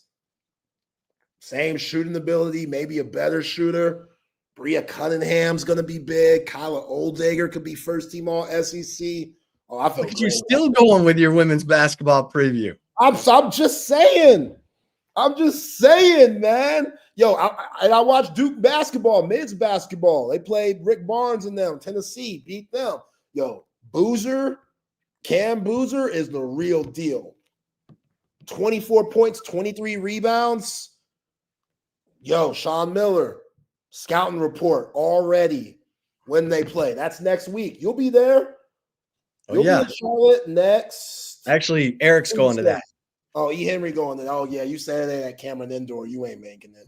Yeah, I'm not. I mean, I'm not going to Cameron Indoor. I'm not going. Yo, shame on you, man. Come on, make that trip. I heard Charlotte has the best airport food out of everybody. Oh, I've been there. Yeah. November 4th. Hey, I'll tell you what I heard today, though. I heard Hero Canoe saying he's taking the Super Beats, baby. All right, so if y'all remember the press conference at the beginning of the year, Humann, which you see their logo on Joe Jamail Field at DKR. This is a great story. So Humann is a product developed by research at the University of Texas, award-winning research. And the Super Beats, I mean, this is all about heart health, okay? And I'm big into Humann. And trust me, I am a connoisseur of supplements. I've tried them all. And Humann is the best, without a doubt. I mean, I love the Super Beats Heart Chews. I love the turmeric chews because that helps with inflammation, you know. And as a 58-year-old tennis player, I need to worry about inflammation. We all do, but especially me. And here's the deal. You're going to feel better. You're going to perform better. Humann has great products. And I'll just say this. You go to humann.com/TSU. Okay. Humann.com/TSU. Use the promo code TSU and you're going to get an extra 20% off your order. I cannot say enough about the Super Beats Heart Chews, the turmeric chews. I also love the Super Beats powder, which I take before I go out and train. But you'll get on the site and you'll see, you know, those are the products that I swear by. That and the Glynocalyx tabs. Well, we'll get into that as we go. Just go to humann.com/TSU. Use promo code TSU and get you some. I say get the Super Beats Heart Chews, get the turmeric chews, get the Super Beats powder for your performance, and you are going to feel a difference. People who followed my career on radio know that I am a big-time supplements guy, and Humann is far and away the best. And I've been on it now for over 2 months. So I can tell you point blank that the performance is real. All the UT athletes are taking the Super Beats. So you'll love it. Go to humann.com/TSU. Use promo code TSU.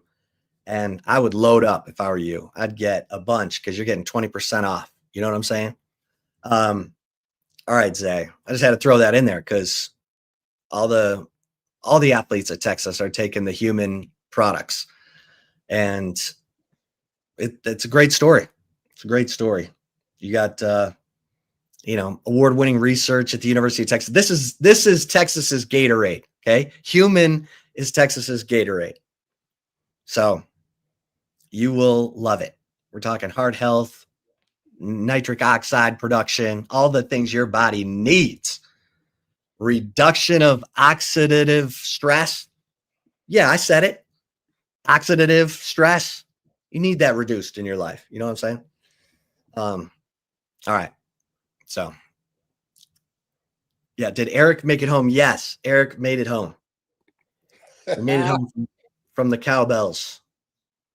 All right. Should I knock out the rest of my mentions here? Yeah. We'll get into the commentary. Okay. All right. Hey, for my guys who are snoring, Sleep Cycle Center. You got the best outlet, the best resource to deal with sleep apnea. Sleep apnea is a lack of oxygen while you sleep, which is scary. You don't know you're dreaming, or you should be. So you may not realize how many times you're waking up in the middle of the night. And if you know you're waking up in the middle of the night, then you definitely need to get to the Sleep Cycle Center. And you have an incredible partnership right now with Texas Sports Unfiltered and the Sleep Cycle Center, founded by Dr. Chad Denman, who has committed his life to treating sleep apnea because it killed his own father at the age of 60. He's got the best technology to detect sleep apnea and the best treatment options. So go to sleepcyclecenters.com. Tell them Texas Sports Unfiltered sent you. They're going to take $100 off your sleep study. You're going to get all the answers you need and the best treatment options, including oral appliances like I have, a mouth guard that holds my lower jaw open while I sleep so that I get that deep sleep. I wake up rested and I'm not, cranky and have high blood pressure. SleepCycleCenters.com. Tell them Texas Sports Unfiltered sent you. Hey, it's Monday, which means all night happy hour at Cover 3. So get you some. 3:30 to close. Cover 3 Anderson, Cover 3 Round Rock. Great food, great service. I mean, you're going to go for the high-end food without the high-end prices. The brick chicken and mac and cheese, the Chop House burger, the Sean Adams prime rib sandwich, the $7 social hour menu. $7. That's cheaper than fast food. Check out Monday Night Football. Yeah. Cover 3 Anderson, Cover 3 Round Rock. And of course, our man Tom McKay, when you're ready for the big screen of your dreams, there's only one call to make in Austin, Texas. That is audiovisual consultations. Tom McKay, he's been doing it for 37 years. He's put big screens and surround sound in 3 different houses for me in my time in Austin. He's the best. You're busy. You got things to do. You don't want to be lugging 80-inch TVs around town, punching holes in your drywall. Let Tom and his crew bring everything to you. You just call 255-8678. That's 255-8678, area code 512. Or go to avconsultations.com. All right, Zay. We did not do well in our NFL picks. What you mean we didn't do well? What do you mean? You had the 49ers. Damn. You had the Cowboys. Damn. And you had Green Bay, which was correct. All right. I had the Giants, who were looking good till my man Cam Scatterboo got. Oh, man. Scatterboo. Yeah, they about to lose the rest of the games for the rest of the year. They're done. My faith in the Giants is over. Yeah, they were in that game until Scatterboo got hurt. Then they got dusted by the Eagles. I had the Bucks. They won. But for some stupid reason, I thought that a 12.5-point line or whatever, Carolina versus the Bills was too much. No, the Bills beat the crap out of the Panthers. So they had Luke Kuechly in the booth, too. That's how desperate they got. They're like, yo, we got to bring some of this Hall of Fame magic to this team. Luke Kuechly. All right. Linebackers of all time. He couldn't even help the Panthers. For the chip shot today, I think it's time for us to talk about Ryan Niblett with some of the great clutch performances in sports. And when I think of clutch, I think of Derek Jeter. Okay. I think of Derek Jeter in 2001 when he had the flip. They're down 2-0 in the ALDS against the Oakland A's. And the throw from the outfield is way off. It's in no man's land between home and first, and Jeter tracks it down and flips it over to Jorge Posada, who tags out Jeremy Giambi. A's fans say he didn't tag him out, but he was called out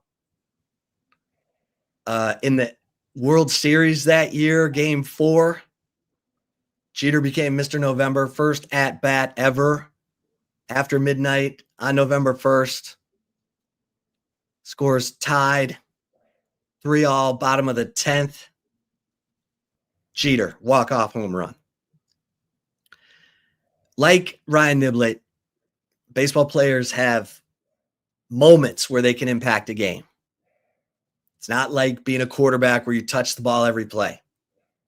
You get a handful of at-bats in a game. You get a handful of, balls hit to you or balls where you can make a defensive play.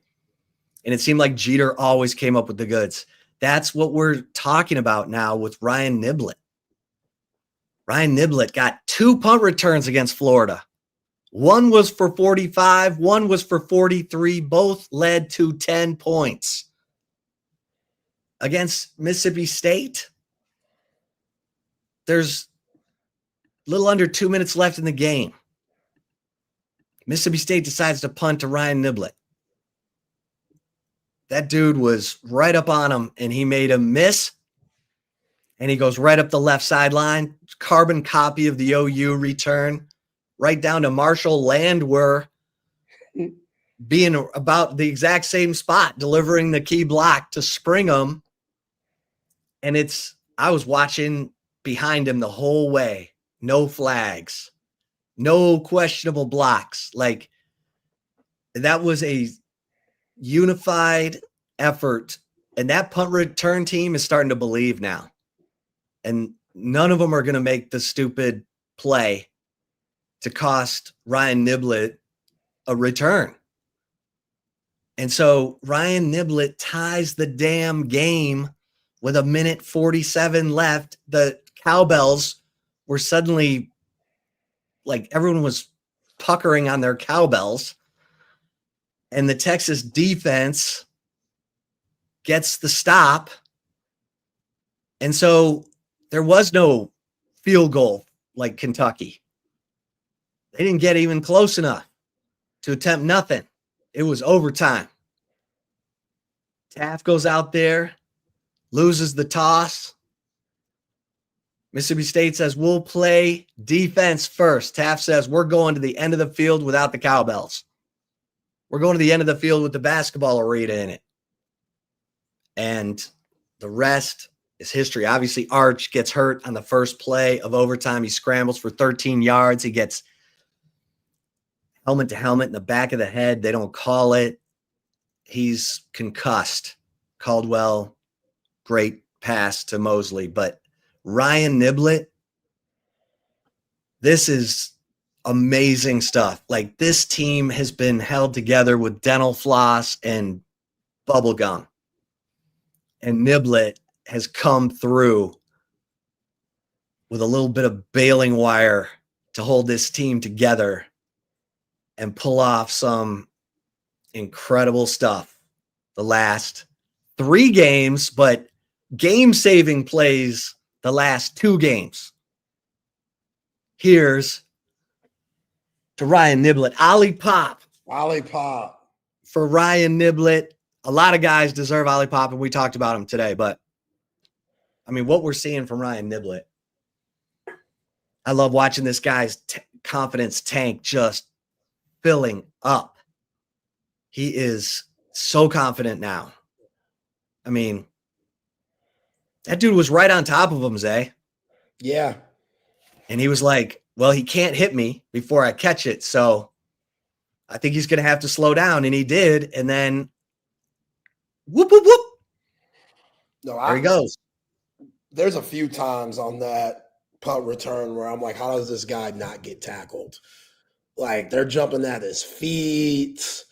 You know, again, his ability to decelerate and then accelerate, like, it's special. And both the ones that he's taken to the house, OU and then Mississippi State, he stays on that left side of the field.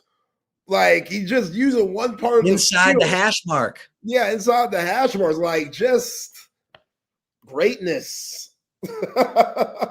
Just greatness. And everybody on that team, yo, Jeff Banks, man, hell of a job. Hell of a job. Give that guy credit. Y'all were trying to have Jeff Banks' head last year. I remember. I was there. Y'all calling for Jeff Banks' head, which a lot of that was Bert's fault, but still. Hey. Which Mason Shipley, by the way, Mason Shipley, that's one. That's one. There's no 3 strikes with me. You get 2. You already got one. One chippy that you absolutely smoked. That dude hit a 39-yarder to tie the game and a 45-yarder to win the game. Give him I saw a 29-yarder miss. So I'm just saying, those things, I look at that. I remember it. There's a lot more games left. Mason Shipley, you're still good with me, but that's one. That's all I'm saying. All right. Let's get to the right call. Let's get it. Let's go. Before that, though, shout out to Covert Bee Cave, the best in the business, family owned and operated. Say, how can you speak for Covert Bee Cave? Because I'm a Covert Bee Cave customer. The Buick Encore GT that we got from my wife, absolutely love it. Crossover, it fits our perfect family, her, me, and our dog Champ. Champ loves riding in the back, let the windows down for him so he get that fresh breeze. His tongue be hanging out. He loves it. And y'all could be like us too. Go to covertbcave.com, see all the latest specials and inventory for the new and pre-owned vehicles that they have. 7 terrific brands to choose from: Buick, GMC, Ram, Jeep, Dodge, Chrysler, and Cadillac. Please do not stay in that Pinto beat-up car that you're in now, that you're just putting more money into than it is actually worth.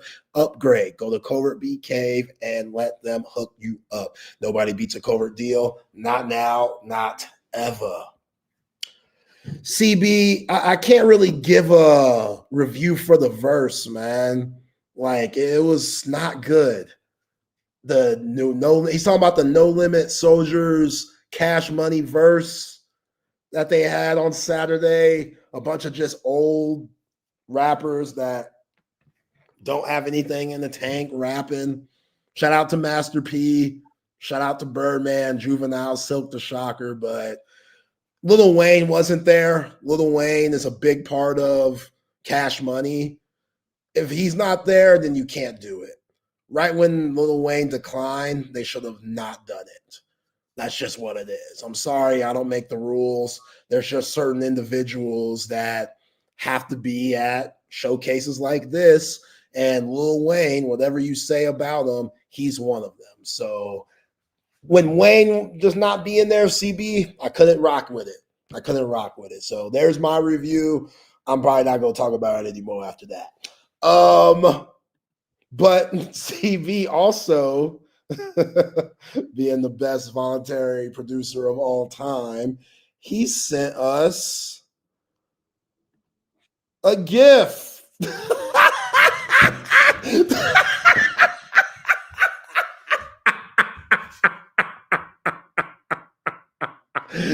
Yo, man. Hey, yo, what were you doing here when you were trying to recreate the Parker Livingston dance? I don't know what you're doing there, but it looks a little crazy. And you know, CB is going to let you know that you looked a little crazy here. So, CB, thank you for that, man, because that is wild. That is a sneak attack. That's funny, though. That's funny as hell. CB, I love you, man. I appreciate that. Oh, Chip, you were out of pocket. So Wizards fans, got to give you my Trey Johnson update. Wizards fans are high on Trey Johnson because now I'm all over Wizards Twitter just so I can keep up with Trey Johnson in the season and stuff. Wizards fans, they're saying that this guy's going to be better than Bradley Beal. They're comparing his first three game stats to Bradley Beal's first 3 game stats of his career.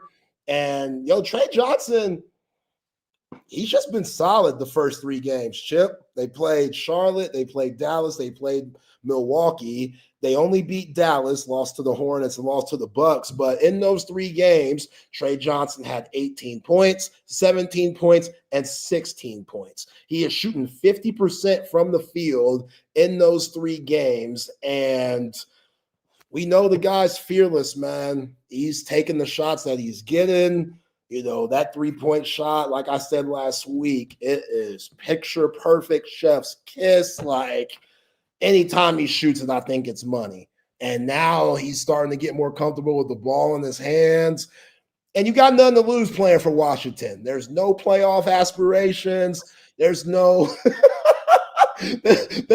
hope for winning. You just go out there and learn, be a sponge, and get in some good hoop, Trey Johnson, and play the game the right way, represent yourself in the right way. We know last year at Texas, Trey don't like losing very much. He could throw a little temper tantrum. We saw it a couple of times, or he crashes out. You can't do that in the league. So obviously he's working on that. He's got vets like Chris Middleton and CJ McCollum to help guide him through this pro basketball journey. But yeah, man, Wizards fans, they're loving some Trey Johnson, and as they should. The dude, he's a hooper. And for his first 3 games, he's playing some good basketball. Shout out to Trey Johnson. Yeah, shooting 42.9% from 3. You'll take that. 9 of 21. Take that. He's 6 of 6 from the free throw line. Come on now. Yeah. In other news, our favorite Oklahoma Sooner is back locked up again. Adrian Peterson was arrested this past weekend on 2 charges of DWI and 1 charge of unlawful carrying of a weapon. Yo, Adrian Peterson, this dude has a horrible track record. So I went back and looked because we know this ain't the first time AP has dealt with the law. Going back to 2014, that's where he got in trouble for beating this kid, got suspended from the NFL then. That was 2014. In 2016, he had to repay banks for defaulting on loans. So there's that. In 2022, he had an incident, a domestic incident at the LA airport where him and his wife got into it. There's that. In 2024, he had arrest warrants because he failed to appear in court.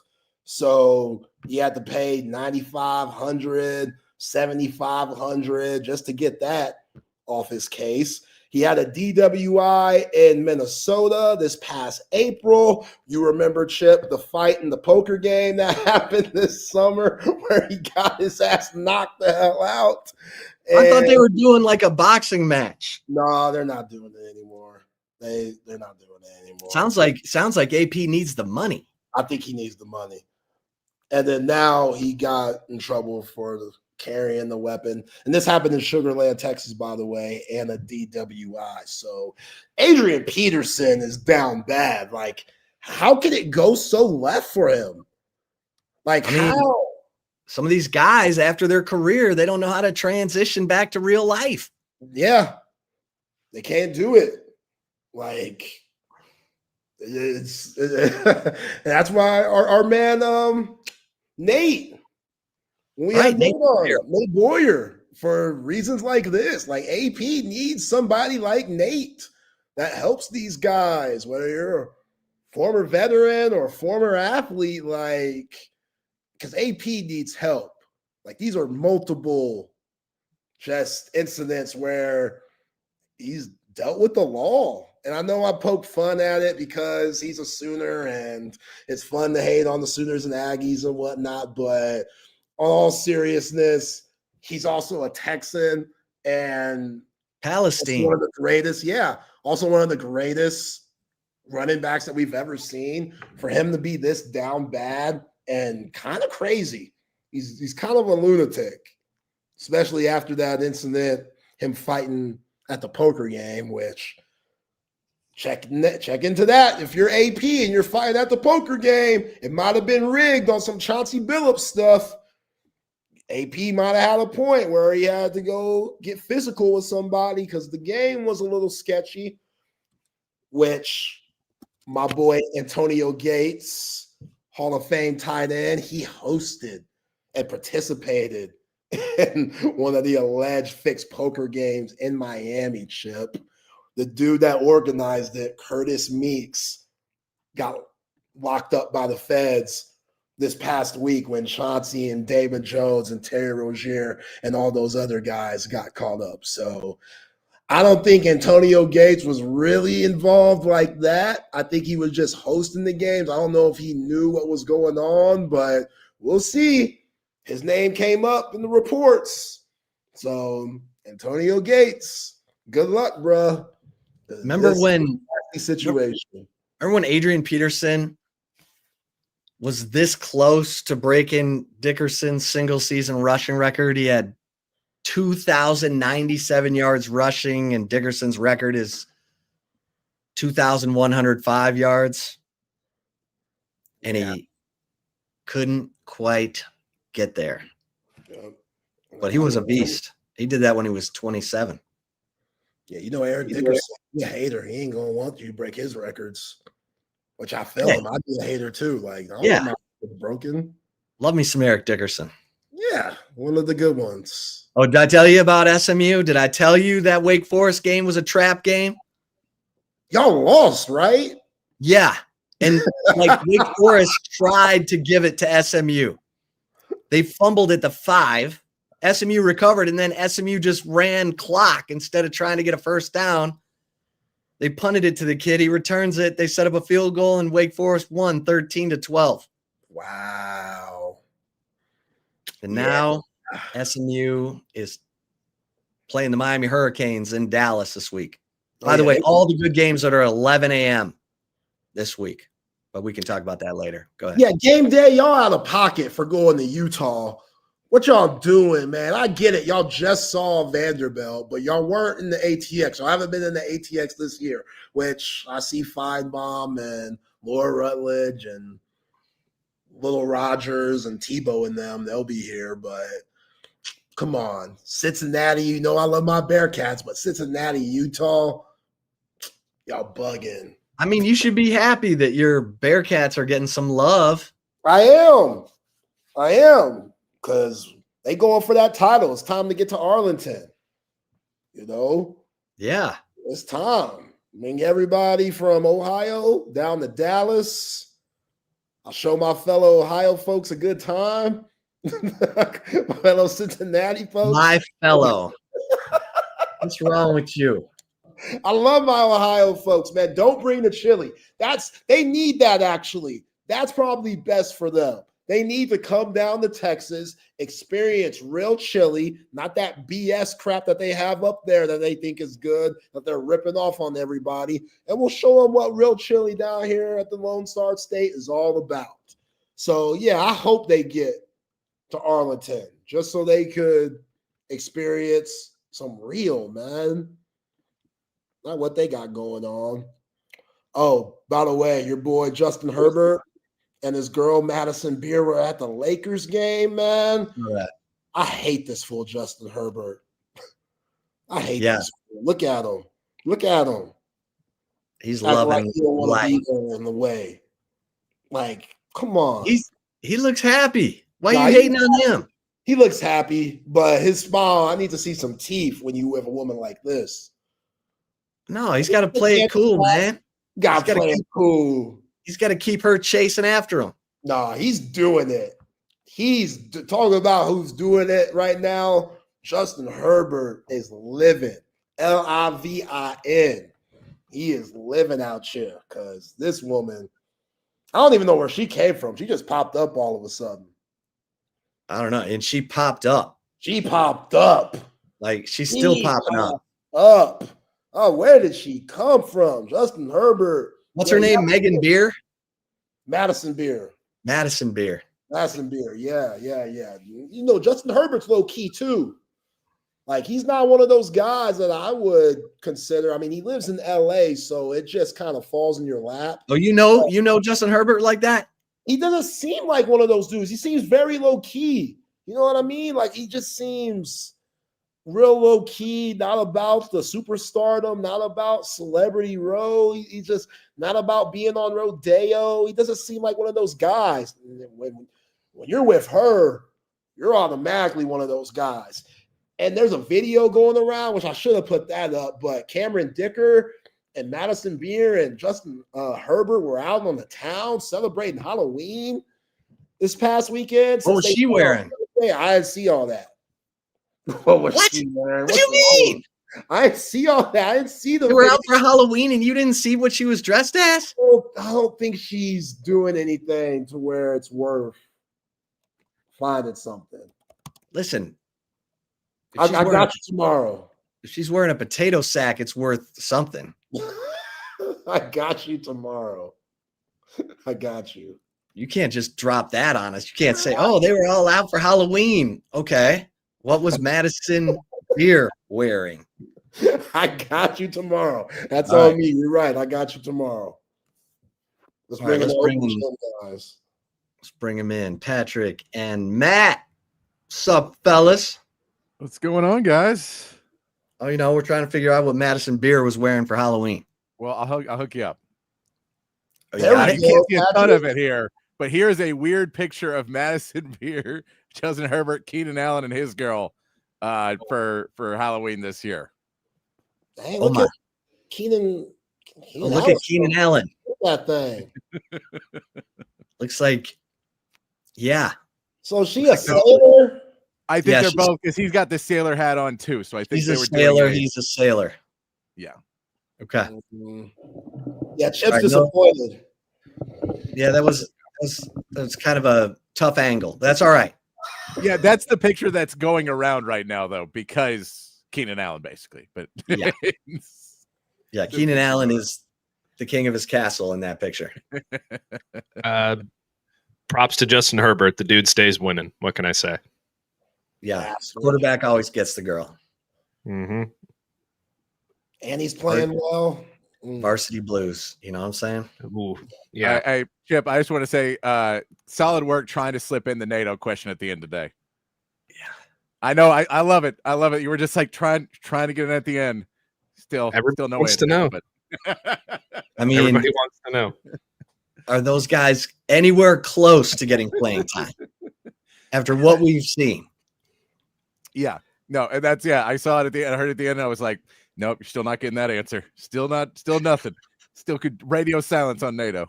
Yeah, those guys need to be ready when their numbers call. Okay, Won't happen. Won't happen. See you guys. See you tomorrow. See y'all tomorrow. Yeah, it seems like NATO's number is on a phone that's been thrown into the Atlantic Ocean at this point. But it does feel like that. It does feel like that. Welcome into Open Gym. Myself, Patrick Davis, alongside Matt Galatzan of Texas Longhorns on SI. And, of course, you, the third member of Open Gym. Text line's open 512-222-9328 or over there on the chat, Facebook, Twitch, X, and, of course, over on YouTube. Give us a like and a subscribe if you're on over there. It is a Monday show that was once again an overtime win. It is a big push for Texas to still be 2-0 after these last couple of weeks of really trying their hardest to not win games until really they had to put it all together at the end and go get a big win. They've done it now 2 weeks in a row. Hopefully we will not have to deal with that again this week. That things will go. There's Arch Manning news. There's a ton of stuff going on. So we will play some audio from Stark's presser today. We will play you some we'll get into Matt's all 22 as well, a breakdown later in the show. But just getting into the game a little bit today, Matt, and the big question for you, Matt, of the weekend, that we big cliffhanger. What the hell actually goes on at a pumpkin patch? I'm still curious to hear about this as well because I have no clue. But Matt, how was your weekend, man? it was good. We weren't there very long. It's just a bunch of pumpkins and things hanging around. We took some pictures and they're like an hour, maybe. I don't think that's the one that we necessarily envisioned going to when she decided she wanted to do it. So yeah, I think next year we're going to go to a bigger and better pumpkin patch. So I'll have a better answer for you in 2026. Okay. So yeah, so the 2025 answer is not much. Not much goes on there. Yeah.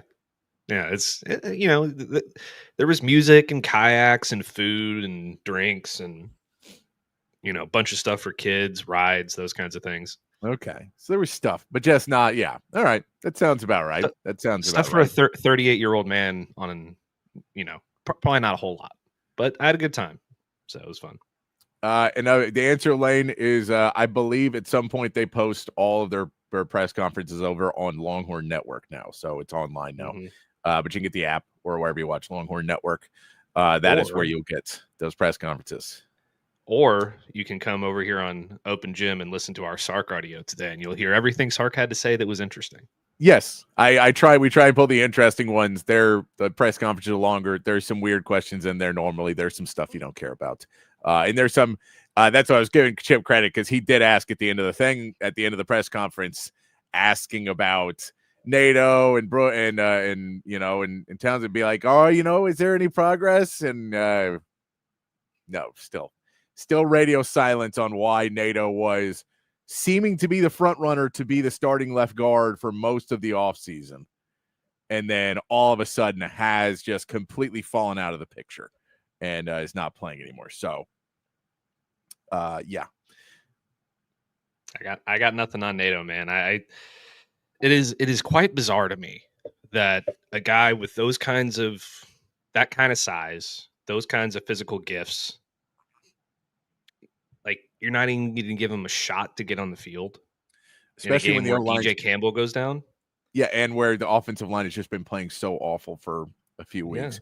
Yeah. I did see Trevor Gooseby had a really good PFF score though this week. Yeah, I mean, I kind of lean on JJ Watt, what he said the other day. I agree when it comes to PFF scores, because I agree with you. I agree with you. From my point of view, that the offensive line was still awful. It was not good. It was not good, even in the comeback. The offensive line did not really play any better. It's just kind of doing arch things, So, yeah. So we'll get into all of that. Good for Trevor Gooseby. But we'll get into all of that. First things first, though, did want to bring up Brian Kelly firing. That was something I think we all saw, that it was like we all knew the hot seat was going to be there. And we thought, oh, okay, if he loses this one, the hot seat will get more. But maybe there'll be a little leniency for the injury to Garrett Nussmeier, that maybe that kind of derailed a couple things. Maybe there were some others. And it's not like, he's necessarily just dropping bad games, and really maybe that'll kind of give it some. No, he is so despised in the state of Louisiana. And the reactions of people who were around it are, yeah, there's zero surprise that he is fired, because this dude did not want to be the head coach here. He wanted the money. He wanted the acclaim of being the head coach. He thought he could win here because he thought there was going to be enough money for him, but he didn't like the people here. He doesn't like living here. He doesn't want to be here. And so good riddance to him. The AD is now getting roasted, as he should, as the man who has had to fire both Brian Kelly and Jimbo Fisher. So somebody who has just made really poor decisions about hiring coaches in the past. But that is now where we're at with college football. And you see it a lot now, Matt, with the world of to the boosters, to the donors, to the money that's coming out of the programs and everything else, that before people were donating money and they had some say.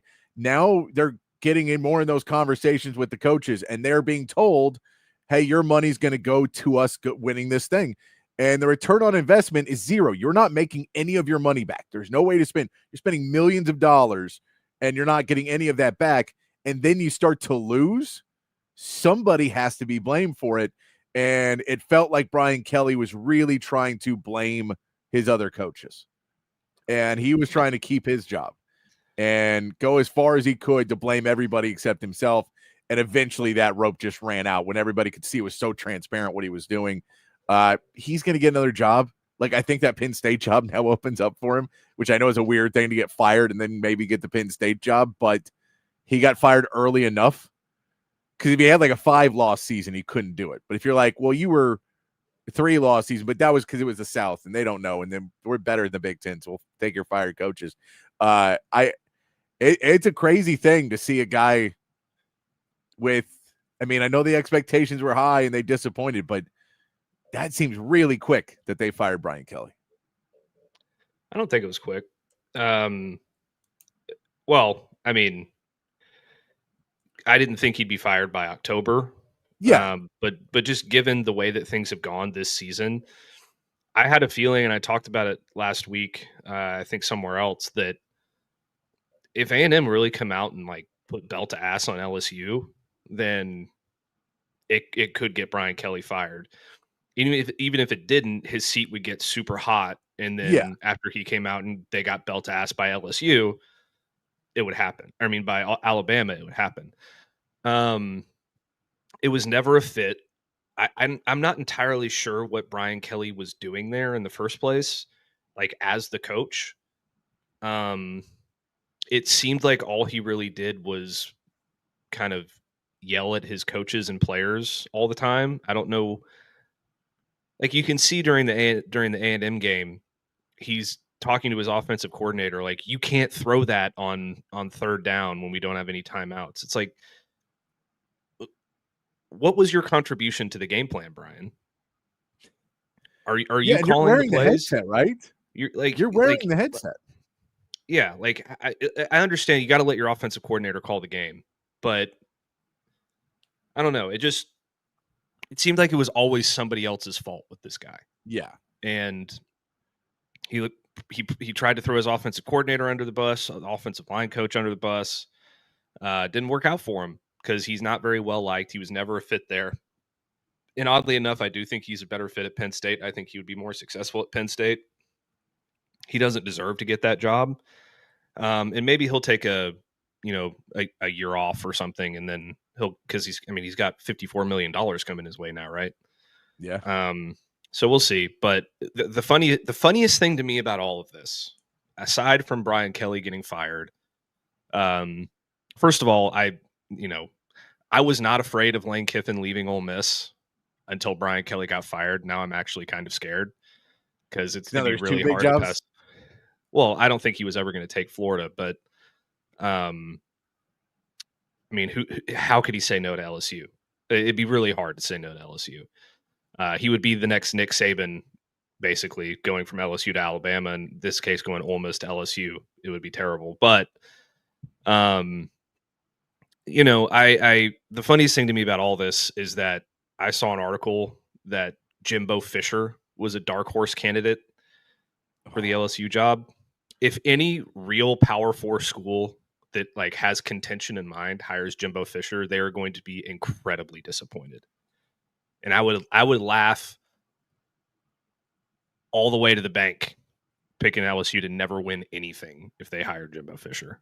I don't care if he's got a relationship with the AD. We all saw what happened at A&M. And if you fail that miserably at Texas A&M, I find it hard to believe you're going to succeed at LSU. So first of all, they have to fire Scott Woodward.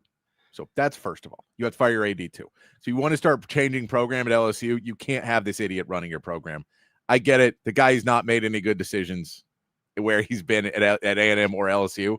He hasn't really brought those programs up. The basketball team's not where it's supposed to be. I don't know what program they have. The baseball team is good, but not, I just don't know what they've done at LSU to where this should be one of the premier jobs. But if I'm going in as a top level coach and going, I want to take over there, I don't know if I want this guy still there. Because again, if we're hearing Jimbo Fisher's name and his name and Scott Woodward's first thing is Jimbo is a realistic one, I would say, okay, we'll have your stuff sent to your house. Because now I think you're just literally stealing money from us. Do ADs have buyout? If you mention his name, I will tell you that you're stealing money from us. Do ADs have buyouts? I don't know. Do they? I don't think they do. Well, if they do, then LSU is going to be in. They're going to pay Brian Kelly $53.5 million or whatever it is. They already have. They're still paying Ed Orgeron's buyout, to my knowledge, unless they've given it all to him already. But they have failed miserably with their last two head coaches, and that's like $70 million worth of buyouts for their last two head coaches. And then they're going to have to help pay the buyout of the coach that they go hire, I think. I mean, I'm not sure how all that works. I'm not a college football agent, so I can't tell you how all that works. But they're going to have to go pay a lot of money for another coach. I know that. Where is all of this coming from? And then you still bleeding your boosters dry at this point. Yeah, and you got to go get players, and you got to go get everybody else. And now Harold Perkins isn't Harold Perkins sitting out the rest of the season or something, or is that a fake report? I don't know. I have not seen that one yet, but it could be. I don't know. I have his contract here, but I can't. I don't know. It's 19 pages. I can't find where the buyout would be in it without a search feature. So, but yeah, it's. I mean, it's a different world we're living in. It is a different world of college football where I get the Billy Napier one. That one seemed like it was a year late. The Mike Norvell one seems like, okay, you gave this 2 years. It's two really bad, 2 years where it's really underwhelming when Norvell gets fired at the end of the year. That makes more sense to me. Brian Kelly, I know they've been disappointed in things, but it just feels like it's a bigger issue than just Brian Kelly. I agree Brian Kelly's part of the issue because the reason he's there, that you hired a guy that doesn't really want to be the head coach of LSU. Seems weird to me. Like you hired a guy who didn't want to, that to me was always, there was never a fit. And from the day one, we all made fun of family and we were like, oh, this is not going to end well. Because that dude's faking because he thinks you're stupid. Like he thinks the South is dumb. And so we could see that from day one, that he was like, oh, I'm going to talk to these yokels like they want to hear it. And you're like, oh, if that's your attitude, this is going to go poorly from day one. So he's going to go, and now you're in the place of, who's coming in there that's really going to turn it around? Are you going to just throw a ton of money at Lane Kiffin, who, as much as Lane Kiffin's one of the big hires here, again, Lane Kiffin has not played in the college football playoff yet, doesn't have a great bowl record, and I think Lane Kiffin is still one of the better coaches in college football right now. Like, I'm still on that train, but if you just look at his resume, it's not like you're getting it's not like you're getting this super supreme guaranteed thing of a coach, because you could be getting a 3-loss, 2-loss coach every year. Well, I think he's the best realistic candidate available in college football right now. Well, I'll say this. I think he's the best head coach candidate from a Power 4 school. Yeah. That being said, it's probably a better idea to just hire a coordinator and find the right guy. Those tend to have way better results if you find the right guy. It's riskier, but there's just not a lot of examples of hiring the best available head coach and then moving over and it really working perfectly. It doesn't happen as much. It's much more likely to go, look at what Dan Lanning's doing, or look at what Ryan Day is doing. Look at what Sark is doing. Look at what Lane Kiffin is doing. Look at what Kirby Smart is doing. All of those guys were coordinators when they took those jobs. They may have head coaching experience, but they were all coordinators when they got their jobs right now. Mm-hmm. Dabo Sweeney was a coach. He wasn't even a coordinator, I don't think. I think he was a wide receivers coach when he took over Clemson. So I want to say he was like an interim guy, and he got the job like after being the interim guy. Yeah. So it's like, when we look at that, if you just look at track record of hiring coaches, I don't know if you're LSU, I would go out and just be like, let's go once again, pay a massive amount of money that's going to put a huge damper on it. And I'm also going to go get Lane Kiffin, who even if he's, a 2-loss guy every year, we're going to have to give him an extension in 2 years because someone else is going to come knocking. And so we're going to give him even more money. Like, I don't know if I make that call. You know who I would hire? There's 2 guys that I would hire if I was LSU. Okay. Assuming Lane Kiffin says no. Yeah. Because I do think that he's the safest bet that you can make right now in terms of being successful. Because you never know what's going to happen with a coordinator. Yeah. Like, I mean, Tom Herman didn't work out as a head coach. I agree. And he was the hottest name as a coordinator in the country. No, Tom Herman was the head coach. He was the head coach at Houston. Well, that's true. That's right. He was the head coach. But before that, he was a hot name as an offensive coordinator. He was, but he was a head coach when we hired him. Didn't work out. There's 2 guys. Head coach when we hired him. Didn't work out. There's 2 guys that I would look at if I was LSU. Number 1, I don't even know if he wants to come back to college, is Joe Brady. I'd look at him though, because he had put together the best season. Yeah. He put together the best season in the history of LSU. He was really the guy that made that whole thing run offensively. Coordinator. Look what he's done for Josh Allen. The other name is really interesting, and I had to look at his coaching resume to make sure that this didn't completely not make sense. I would hire, if Lane Kiffin says no, the first call that I would make is Will Stein, the offensive coordinator at Oregon. Yeah, he's from Kentucky. He was a quality control coach at Texas from 2015 to 2017. He was the offensive coordinator at Lake Travis High School in 2018, 2019, and he was at UTSA from 2020 to 2022. as a wide receivers coach and a co-offensive coordinator and a QB coach. He had 2 different titles when he was at UTSA, and then now he's the offensive coordinator at Oregon, and they're lighting up everybody. Like that would be someone that I would look at and be like, okay, like this guy, he's kind of like Sark-esque in a way. Like he's just an unbelievable play caller. I 100% I'm with you on that one.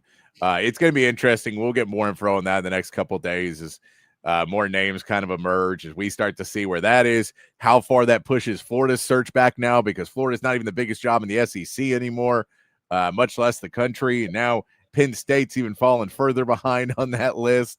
And also now no coach feels safe at all, because you're like, wow, James Franklin lost 3. He's gone. Brian Kelly, if you lose 3 games in a row, you may be gone. Anywhere you go, you may be gone. So that'll be an interesting place for that. Good. I was gonna say, I think the one place that you could say if he loses 3 out of the next 4 games, his job's not in jeopardy is Sark. Yeah, but a lot of other people on that staff's jobs are. Yeah, but his isn't. I would say. Yeah. Speaking of Sark, by the way, if you missed in the post-game press conference, I don't have the clip of it, but he did unequivocally deny the rumors that came out on Saturday morning from Diana Rossini that she had heard that Sark's people had put out word that he was open to taking an NFL job. He unequivocally denied that in the post-game press conference. It was completely untrue and was pretty pissed off. So yeah, that is what he said. I saw it as, even if there was an ounce of truth to the rumor, that it was basically a power play so they would not fire his staff. It was more of a control thing of like, I know Texas isn't going to fire me, and I'm fine staying at Texas, but I need like a chip so that they don't come in and go, well, you need to hire a play caller and you need to do this and you need to do that. But yeah, he denied it. He said it's, well, I guess technically, CB, I guess you're correct. I don't know if he said they put out a statement. He said that. I don't know if he said the words. That's completely untrue, but he did say it's BS. Well, look, I think that he pretty much did everything that he needed to do after the game. Like, here's why he didn't come out and say it before the game. The guy's preparing for a football game. Oh yeah. So he's not going to come out and say before a game, like, you know, this is BS, you know, blah, blah, blah, blah, blah. His agents have to do it because he's preparing for a football game. Yes. Here, I've got the audio for you right here. Okay. Here's what Sark had to say in the post game before we get to talking about the actual game. Here is Sark in the post game about those rumors of him maybe leaving in Texas being an open coaching job. I'd love to touch on this, so bear with me for a second, because it really pisses me off that one person can make a report that in turn the entire media sports world runs with as factual,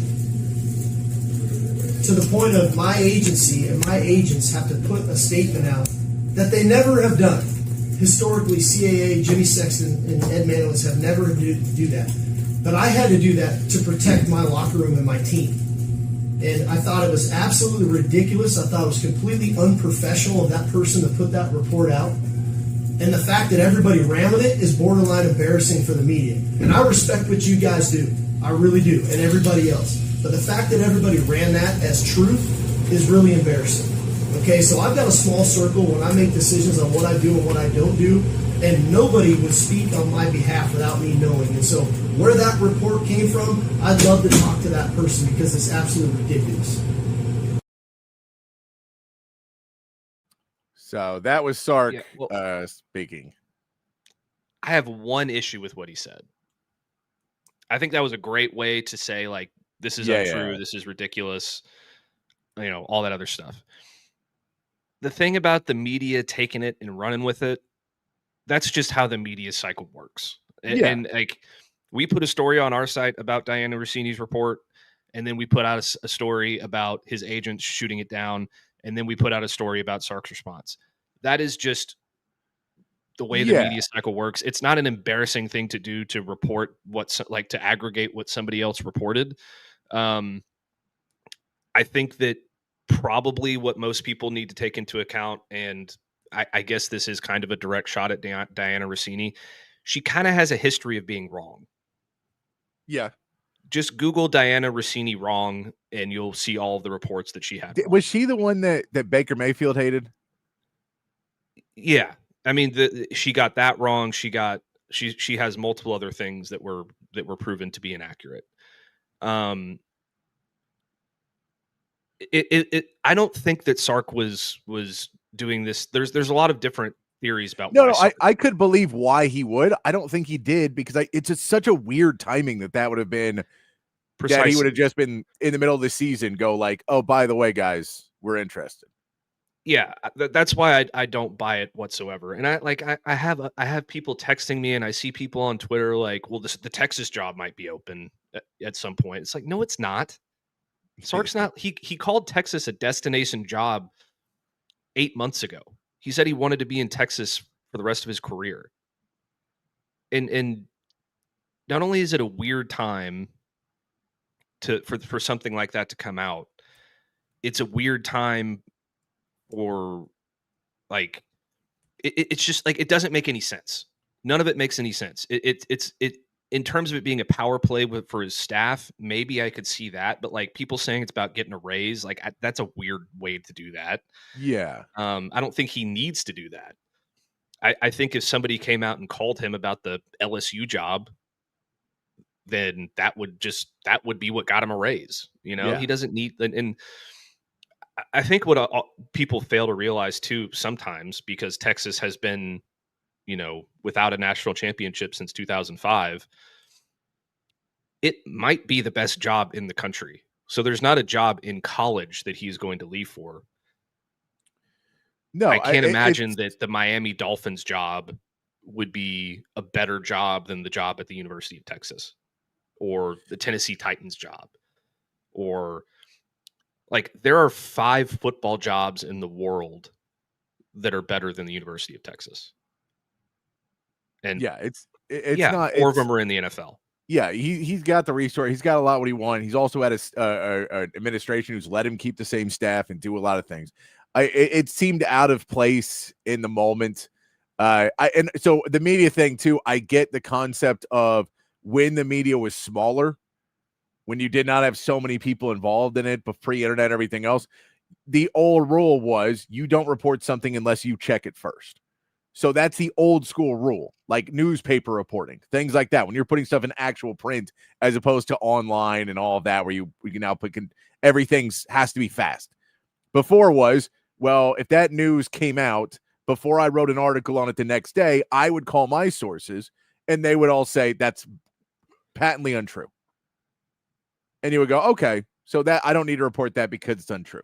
So that's the old school way of reporting. And I think Sark's thinking that way. It's just not what we do, because now we're in an era where everyone has to be the first to do it, because if you don't report it and it's on another channel, someone's flipping to the other channel.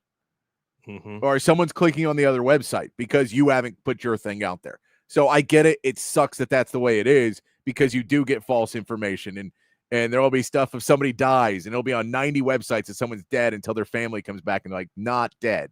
And you have to go, oh, okay, well, we just saw it one place. And Diana Rossini is like, it was a reputable enough website, even though they hate Texas for some reason. They're a reputable enough website that you have to take something out of it, that you can't just go, oh, this is just somebody on Twitter saying this. So it does feel like it was something stupid that, and like the whole point was too, that this is an article that was really about the rumors in the NFL and what Diana Rossini's heard around the NFL. And it's the last 2 lines of the whole article. That's what it is. It's the last 2 lines. The entire tweet is the last 2 lines of that article. It came out on Saturday morning because clickbait people were like, oh, this will get them to click on the entire article that literally only says, I've also heard a rumor that Sark would be interested. Sark's people have reached out to the Titans. We've heard those types of things. It's kind of silly. We've heard, the Cowboys and their talks. that you go to the Cowboys and they go, have you talked about Max Crosby? And then people go, no, we have not said anything to Max Crosby. Like, okay. And then another report that they did make a trade offer to Max Crosby. So you never know the reality of it. But it blew up. And REM, I get it. There's plausible reasons Sark would want to go to the NFL. There are plausible reasons to it. The basic premise of it is the person who reported it heard a rumor that somebody had said that Sark's people may be going out and talking to it, and she reported it as fact. That's what the entire article she wrote. There's not fact checking on any of it. It's all rumors. It's a rumors article. So the rumor was, this is somebody the Titans would like to hire, and she ran with it. That's what happened. And it just got picked up by everybody, but literally one person said it. One. No one else has verified it. No one else has come out to say anything else about it. That should tell you about the validity of the statement. Diana Rossini was wrong about George Kittle no showing at OTAs. She was wrong about Derek Carr faking an injury. She was wrong about Kirk Cousins returning to Minnesota. And now she's wrong about Sark. I'm not calling her a bad reporter or saying that she's not reputable, but she's wrong. And people are wrong all the time. Yeah. And again, the entire article was about rumors in the NFL, what she's hearing. So this is not hard and fact reporting that she was doing in that article, where she's saying it's the same concept of me saying, I heard the Spurs may be shopping for another small forward. Well, yeah, we've all heard that. Doesn't mean that it's really happening. Doesn't mean that it's happening hardcore. They're going to trade anybody. It's just like, oh no, they've been in the market for a year now to get another small forward, power forward guy that they could play in there. They've been in that market for a while. But that's not reporting a fact. And so she can say the Titans, we're hearing rumblings that Sark is a name on their list, and how it got on that list is debatable. So, well, I'll say this. Yeah. And a lot of times when something like this is going to happen, you don't hear about it until it happens. Yeah. Also, yes, her source was, I heard something somewhere. That's like the Yahoo Sports podcast the other day that I was talking about. I think it was last week, maybe the week before, where the person said, people close to the Texas program have told me that the fans feel this way. Like, what the hell are you talking about? That's not a source.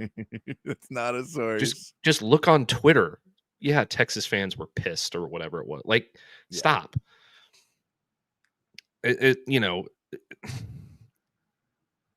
If Sark does indeed leave Texas for the NFL, it won't be to the Titans. It won't be to the Tennessee Titans. It won't. There will be a certain job that is better than Texas, that is much more well equipped to compete than arguably the worst team in the NFL outside the New York Jets. The Dolphins would make more sense than the Titans. Yeah. But even then, I have a very hard time believing that just because they run a similar system and they have Quinn Ewers, that he would leave everything that he has at Texas, where he has everything that he could possibly want at his fingertips, and he is in complete control of his situation and doesn't have to answer to anybody but CDC, who lets him do whatever the hell he wants. Yeah. No, and I mean, I think that, you would have an overture if you were like, all right, we're going to bring in Mac Jones. Sark, you coached him, so can you come in and work with him again and make him do? And so it's like, I get it. I think that I get why there's reports about it. I think it's, it is what it is. But at the end of the day, it was annoying to have that come out on a Saturday and then have the Saturday morning push bid. The reality is, I don't even blame Diana Rossini as much as I blame The Athletic, and I blame the cycle of news for them to make that the primary story of it and try and push this really thing. Like, guys, you got to come read our article and subscribe to us. You don't want to spend your money on us because we have late breaking news. You're like, that, but don't. It's a subscription site. You have to pay to read The Athletic. So that's you why don't have to pay to read. What's that? Texas Longhorns on SI. No, you don't. No, you don't. So it's a weird, it was just a weird morning to start. Then we get into the game, Matt. The game where it was rough for much of the game. We saw how much Michael Taft helps out on that defense, lining things up. It just felt like Jeff Lebby, having been at Oklahoma before, really knew how to play against his PK defense as well and was able to start to pick it apart a little bit more. Texas tried to be aggressive in moments, but couldn't quite get home. Blake Shapen played really well, getting the ball out on time, threw some good passes when he was on the move as well. Not one of his biggest strengths. He just did a lot of things well early in this game. Devon Booth had some good runs. It wasn't like he was killing it the entire game, but he would have a few good runs in there in between. So Texas would get him a stop on first down. You hit him at the line of scrimmage, hit him there a little bit, get a 2-yard loss. And then on down 2, they would run the ball again and get 9 yards. Like, what is happening? So there's so many pieces of what happens in this game early on to get it going, to where the drive, me and Matt texted each other. We're like, never question Stark scripts because they score in 2 plays. And you think, what a great day this is going to be, everybody. Brian Wingo is going off. This is going to be a great day. And then all downhill for about the next, 40 minutes, 45 minutes? Yeah. I think that there's a couple of things that went into, I'm going to say, the Texas defense specifically, because the Texas offense was kind of about what we've seen the last few weeks for the most part in the first half, outside of that first drive. I think Michael Taft did play a role, like his absence did play a role, because the secondary and the pass coverage seemed like they were in the wrong place a lot of the time. I don't think that Michael Taft necessarily was the difference in 382 yards and 5 touchdowns. It's not like if he was in the game, they would have thrown for 160 and 3 picks. Yeah. I think another thing that played a big role in this game is Texas has not played a home game in 42 days. Come this Saturday, it'll be 42 days since they played in Austin. I think that they're tired. I think that they're tired of being on the road. I think that it's very difficult to be on the road for that long. And that probably, I think the defense is a little worn out because they played a really, really tough game against Kentucky. And they were on the field a lot in that football game. Then they had to come out this week. And in the first half, it was kind of a lot of the same. Like, they started off well. They got 2 3-and-outs on Mississippi State, and Texas looked like they were in control of the football game. And then I think they got a little tired. I think the weather played a little bit of a role. Guys were kind of slipping and sliding at certain points. You saw Xavier Filsaime slip in coverage, and that resulted in a big game for Mississippi State. None of this is excuses. No. But also, Mississippi State's a pretty good football team. Let's not forget that either. They took Tennessee to overtime. They beat Arizona State. They had a couple real tough games this year that they barely lost against really good football teams. No, the only team that's really come out and kicked their ass is Texas A&M. Yeah, so we go Florida, Texas, and Tennessee are 3 games that Mississippi State probably should have won. And then they'd be in the playoff conversation. And they just have lost those games. And Texas is the biggest example of that, because there's no way. I believe ESPN had them at a 1.8% probability to win at one point in that game. Texas 1.4 actually. 1.4, sorry. Yeah. The only reason I know that is because we did a story on it. But hold on, I'm going back up to one of these questions. CB, yeah, I don't think anybody expected Texas to come back at any point in this game. It really did feel like they were just everything had gone wrong, and there was nothing they could do to come back. But what have I said about this team all season long? They never stop fighting. Yeah. And I saw like even former players tweeting out stuff like, this team is quit, this team is given up, like all this different kind of stuff. No, they didn't. They were fighting really, really hard. What changed, I think, and we'll get into some of this when I do my all 22 about the comeback, because that's what it's based on, how Texas came back. They kind of took the training wheels off and they just let it rip. And but they did that while also putting themselves in positions to do those things. So what I mean by that is, instead of, hunting for a big play on like a downfield shot on 3rd and 4, they're just doing stuff to move the chains. And yeah, Charles Minnie, he was one of them. I think there was a few of them. It doesn't matter. I don't blame people for thinking that, because that's kind of what it looked like on the field. But then next thing you knew, Texas is down 31-14, score. And then, oh no, Mississippi State, 62-yard shovel pass, score. And now it's like, okay, that was probably it. Like, nice try, guys. Yeah. And then Texas just kept firing and firing and firing. They didn't give up. And one person that I think deserves a lot of credit this too is my girlfriend, by the way. I told her to come sit down on the couch when Texas was down 38-21. And I said, you need to come sit on the couch for good luck. And then Texas outscored them 24-0 the rest of the game. There you go. So okay. So that's what really happened. That's the real story. Put that one up on Texas Longhorns on SI. The real story. Now, I'm curious. Did anybody actually turn it off?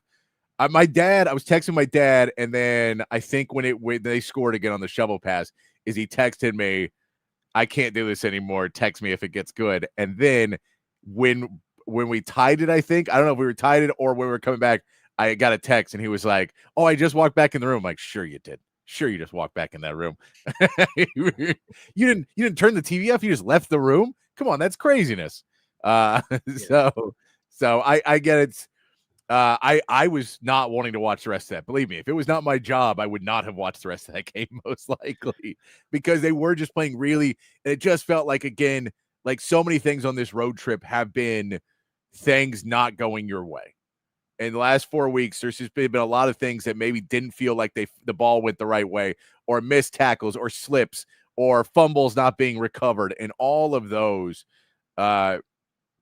really, it felt just really strenuous on this team. And it did feel like when they got that last play, and I mean, when you're talking about a team scoring 38 points on you, that is not the best offensive team you've played. And now two of the not as effective offensive this season in Florida and Mississippi State have been able to run over you offensively, or just beat your defense. And you look at it and see the fight in the team. And I did think of Matt as well when he said, Matt has been saying, it's like they keep fighting and they're just coming up short. This one they fought, and Ryan Niblett stepped in and connected that last piece where that last drive was going to be really tough to get it. But the defense did their job. If you look at time of possession, it's pretty even. And that's because in the fourth quarter, the defense did not allow them to just run the ball and run out the clock. Mm-hmm. They stopped them. They played really good defense there. Arch Manning, as CB said, played a really tough, gutty game. I mean, we saw from the beginning, early in that game, he goes in, runs in the touchdown, right? And kind of comes up gimpy. And so he walks back over, and then they show him on there, and they're like going on the tent, and he's about to, and he sees him put the tent down. He goes, no, I don't even want to do that. I'm good. Don't even put me in the tent, because I don't want to give you a chance to pull me out of this game. Like, I'll be fine. And so he went in, and, but they come back out. They're fine. He plays the rest of it. Unfortunately, you get the late game concussion, and we will not know when Arch is available until Sark knows. He is in concussion protocol, so he is.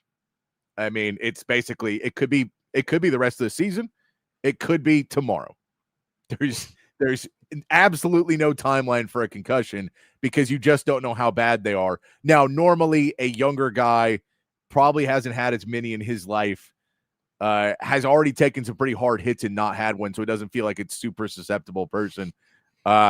I think that you're probably looking on the shorter scale of that. But if he doesn't practice by Thursday, he's most likely not playing in the game. So you really only have a couple more days for him to get back. Okay, before I get into Arch, one thing I would like to say, yes, is that two things I would like to say first. Number one, if Arch is unable to go and Matthew Caldwell is your starter, I don't think that there's a reason to panic. Because since 2022, I don't count 2021 because Casey Thompson and Hudson Card were just like flip-flopping all season long. Yeah.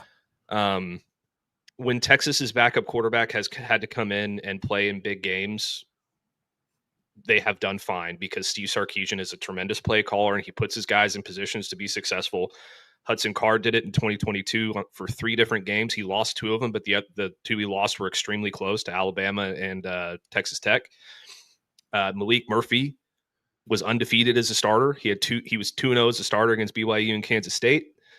I saw your stat on X, CB, so props to you, best producer in the history of Austin Sports Radio. And then Arch last year was 2-0 as a starter against Mississippi State and ULM, and he lit up UTSA for 3 quarters. So I don't think it's necessarily a reason to panic. On that same note, if Matthew Caldwell comes out and throws for 250 yards and 4 touchdowns, that doesn't mean that you need to switch to him for the rest of the season. So I'm going to stop that conversation right now because I'm serious. Like, I got you. What Arch did against Mississippi State was not only a tremendously gutsy performance, you see why people are so excited about him. Number one, you see, even if you would have ripped the name Manning off of his back of his jersey and put Smith, Arch Smith, the traits that he showed in that football game are why everybody was so excited about him and why everybody bought stock in him going into this season and as a recruit. He's got unbelievable physical traits. What he needs to do is just make it consistent. If he makes it consistent, he's going to be the best quarterback in college football, period. Yeah.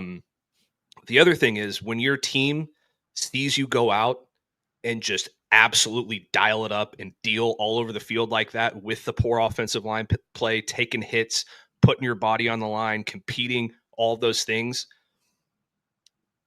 they believe in you. They have bought into you. Those are the kinds of things that endear you to your teammates. So this is, from this point on, I don't care if Matthew Caldwell throws for 510 touchdowns. This is Arch Manning's football team, and that's not going to change. I get that, but 510 touchdowns against Vanderbilt, I'm going to be pretty impressed with it. Well, okay, it's a hyperbolic answer, but hyperbolic stat line. But you know what I mean. Yeah, no, I'm with you. I understand that, and yeah, and like Arch again, this is a defense that has turned over every quarterback they've played. They intercept the ball. They had one, and it hit Parker Livingstone in the hands. Yep, not his fault. So he did not throw any real mistake throws in the game where there wasn't any that he threw, and you were just like, oh my god, and the easy pick. It's a different world of what we saw him be able to do. There's still plenty of issues on this team. You weren't able to run the football. Trey Wisner, 3.4 yards. I thought CJ Baxter had some good runs, but he only runs for 9 times for 27, so 3 yards per carry for CJ Baxter as well. I did like what CJ Baxter did. I do like that extra point of having him in the game. I thought he did score a touchdown there as well, by the way. He did. I thought that was a touchdown they called back. Maybe that ref needs to be suspended. Definitely, too. Just everyone who doesn't call those touchdowns. Yeah, that was a touchdown. They also missed a tripping call on Arch when he was trying to scramble. They also probably need to review the play that he got hurt on. I know that they submitted that to the SEC. David, I seem to remember being the one that, and he's talking to the chat. Patrick is talking to the chat. I know, but Patrick and I have been optimists this entire year, and I seem to remember being the one that said Texas was on the cycle and this was going to be an uptick in the offense. It was. It wasn't until the fourth quarter. Well, it was on the first drive, and then it kind of slowed down, but then they picked it back up. The big one for me was watching people who I know hate screen passes having to watch this game. because Ryan Wingo on the screen was really, really good in this game. And I get it. Screen passes are not fun to watch in theory because they're a hit or miss play, and they're going to miss more than they hit. But it's kind of like you have to treat screen passes a lot of times like baseball. That if you're batting 400 on screen passes, you're one of the best teams in screen passes. Like, they just don't always work. But when they do, you can do what Ryan Wingo did, which is have 5 receptions for 184 yards. Because once the blocking got there on the outside, and once they get some of those passes, he could use his God-given ability to go take the rest. And I also want to say this, and I'll point this out in my film review. This is why you run screen passes, and this is why setting stuff up matters. Yes. Because the first touchdown pass to Emmett Mosley was set up because of the Ryan Wingo screens. And I will point that out and show you how. Yeah. But that's why you do it. The screen passes they can be very frustrating, and I get it, especially last year with Quinn. It was like the majority of his passes seemed like they were within 5 yards behind the line of scrimmage. But they had one of the best offenses in the country. And those things can turn into explosive plays real quick, especially when you get them in the hands of a guy like Ryan Wingo. Yeah, I mean, and by the way, David, we'll tell you this. The Debbie Downers are going to be back on Thursday and Friday. I'm just telling you them. There's going to be a ton of worry about this game on Thursday and Friday, as there should be. Vanderbilt's playing really good football, but they'll be back. Don't worry. But it did feel really good. The lasting memory is Texas playing really good football, coming back in overtime, actually getting in the end zone, moving the ball forward, which you didn't even have in the Kentucky game. You moved the ball backwards in overtime, had to kick a field goal. This one, it felt better because you were able to move the ball down. Emmett Mosley makes an amazing catch in the end zone. And yes, CB in front of, I can't remember the guy, Brandon Walker. Yeah, right in front of him, which I don't like Barstool really. I think there's a lot of things in there. I think they do some decent stuff, and I think they do a lot of crap. But the video of him throughout the day is just pure magic. What's watching a really entitled guy try and be the Matthew McConaughey of Mississippi State, and him, and then Grady, who I'm not a huge fan of his music either, but those two guys hanging out like the coolest kids in Starkville, trying to be real cool, and then the disappointment was hilarious to me. Well, if those are the coolest kids in Starkville, that's about right. I know what I'm saying. Yeah, R.I.P. Beef. I don't mind Brandon Walker mostly. I think the Mostly Sports Show is kind of funny. But my favorite thing that happened on Barstool this past weekend was Big Cat 100% called this. He said that Mississippi State was going to get up big and then rip Brandon Walker's heart out at the end. And that's exactly what happened. So yeah, it did. It was an end, but yeah, I mean, yeah, and I saw the Josh Pate thing too, where he blames the Mississippi State loss on Brandon Walker doing the horns down. So, I mean, we saw the horns all game from Mississippi State. We saw it all game. Here's the one thing that I will say about Mississippi State in particular. When it comes to this game, given your history, Mississippi State, particularly this year of blowing games, there should never be a thought in your mind that a game is over until the clock hits 0. No. So Brandon Walker running down to the field and waving his cowbell and all those things, and the fans doing the horns down and all that crap. Just go look at everything else you've done this season and historically. Oh, I'm with you. You routinely blow games. The only team that even comes close to blowing as many games as you have blown is Ole Miss, and you have blown way more games than they have. So I just, know who you are before you celebrate. That's all I'm saying. Know who you are before you celebrate. Yeah, that's good. It's a good piece, Matt. But yeah, overall, this game, it feels so weird because it's a game where you messed up so many things. Kind of like Kentucky last week, you just had a much happier ending in this one because you had the big run at the end, and so you got to see things work. And in Kentucky, we never saw anything work. We just saw the defense be pretty good. But overall, this is a game with still, like, I think this is the big question as we go further into this week, and we'll talk more about this game, and I'll play more Sark-guided marks. We're going to get to match 22, all 22 here in a minute. But I think the bigger question for the Longhorns is, can they grow from wins? Or do they need to lose to Vanderbilt to keep growing? And that's kind of the question, is can they grow from these Kentucky and Mississippi State wins where both of them could have been losses? Like, you could be a non-bowl eligible team if you lose both those games and then got to play Vanderbilt, play Georgia, play A&M. That you could be non-bowl eligible. You could have a really, really bad season. Well, and based on the way the last two games have gone, let's not say Arkansas is going to be an easy one either. I agree 100%.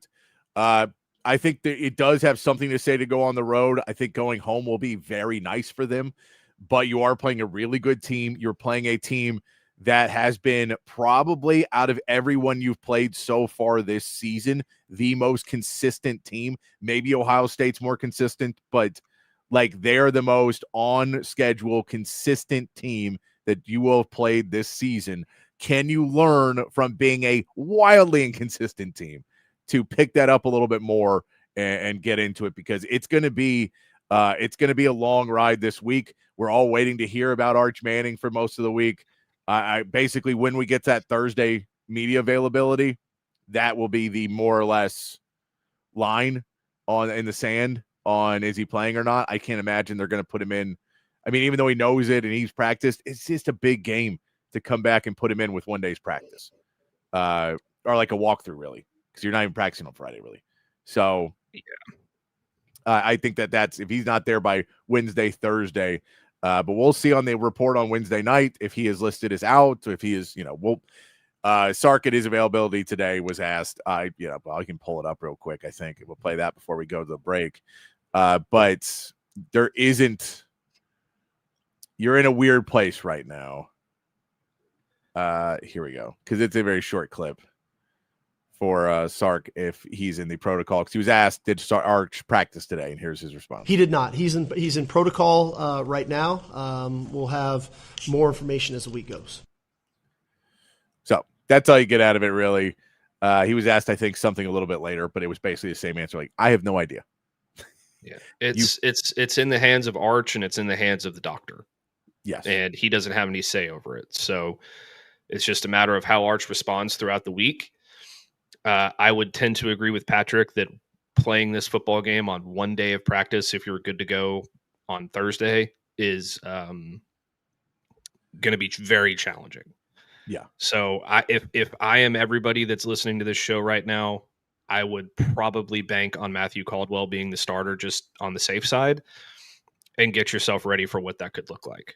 We got a story on Texas Longhorns on SI about what that might look like, by the way. You can just go check it out. And we'll talk about it more this week. We'll get more into the Matthew Caldwell world because it is an interesting piece, especially, I think, when you look at what Diego Pavia has done, what Trinidad Chambliss has done, what Fernando Mendoza has done, with some of these guys that maybe have come from smaller areas have done this season. I think it's an interesting question of what the possibilities could be with him, that maybe his experience will help out this Texas team if he does indeed play. I think if Arch plays, you get the heart, determination, and a really, really talented player.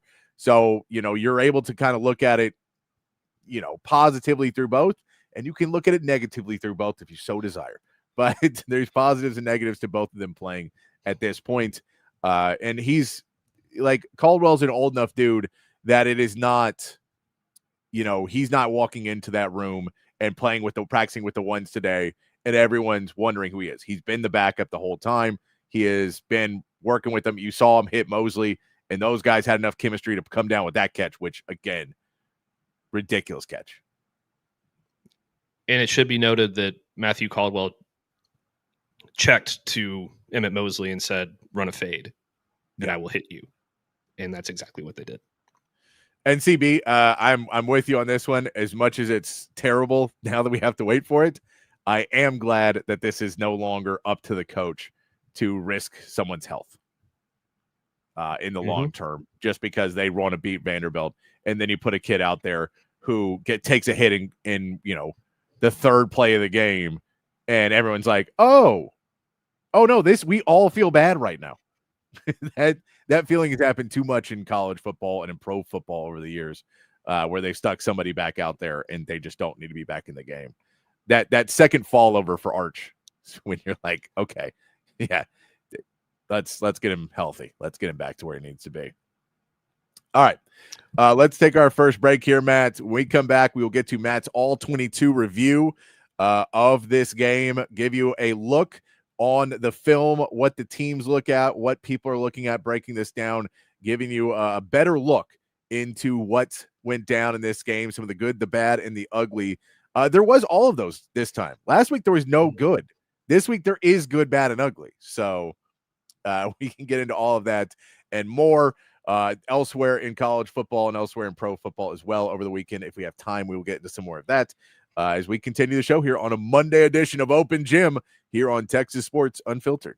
At Sleep Cycle Center, we can treat your sleep apnea in various ways. My story starts 15 years ago with the loss of my father to undiagnosed untreated sleep apnea. And this is a very preventable disease, and treatment options are various. Millions of people across America have sleep apnea, and they fail to realize the early warning signs. Fatigue, daytime sleepiness, and snoring are the most common signs. We'll find the best solution using advanced technology, oral and epigenetic appliances, or CPAP. We offer weight loss, oral surgery, and laser treatments. Schedule your appointment today and get your sleep evaluation. If you're looking to remodel a kitchen, renovate your bathroom, or maybe add some new life to your outdoor space, reach out to our friends at McCall Custom Homes. They are custom home builders and renovators here in Central Texas, and they've been doing it in Central Texas for more than 40 years. It's a father-son team with a ton of experience, and all of that experience is here in the Austin area. So they know what it takes to turn an Austin area home into something truly, truly special. Right now, our friends at McCall Custom Homes are offering free estimates to TSU listeners so they can come out to your place, hear your vision, they can tell you what they can do, and then you can go from there. Don't just take my word for it. Check out their website, McCallCustomHomesATX.com. Look at the gallery of jobs they've done over the last 4 decades. And then when you're ready, again, reach out to them and they will come to you. McCallCustomHomesATX.com, or you can call or text Mike McCall directly at 512-633-9580. It's McCall Custom Homes. We build value into your home. Field goal, end zone, interception. What's up, kid? Just trying to write a new commercial for audiovisual consultations. You know, football season is about to start. Okay, so what have you got so far? Roses are red, violets are blue, football is awesome, our installations are too. Yeah, I don't think you're getting what I want. Okay, how about my football lies over the ocean? My boy. Yeah, I guess I just don't really understand this sport. Like, think about hockey, a sport played by real men. Fights, no TV timeouts, and no flopping. Yeah, that's why Audiovisual installs systems so that every customer feels like they're right there on the field. People's love for football might be hard to understand, but AVC can tackle any residential or home improvement to get you ready for the big game. Now you're getting it. Ready for the halftime show? What? Hug your kids, laugh with strangers, and make love to whoever the hell you want. Just call us at 255-8678. That's 512-255-8678.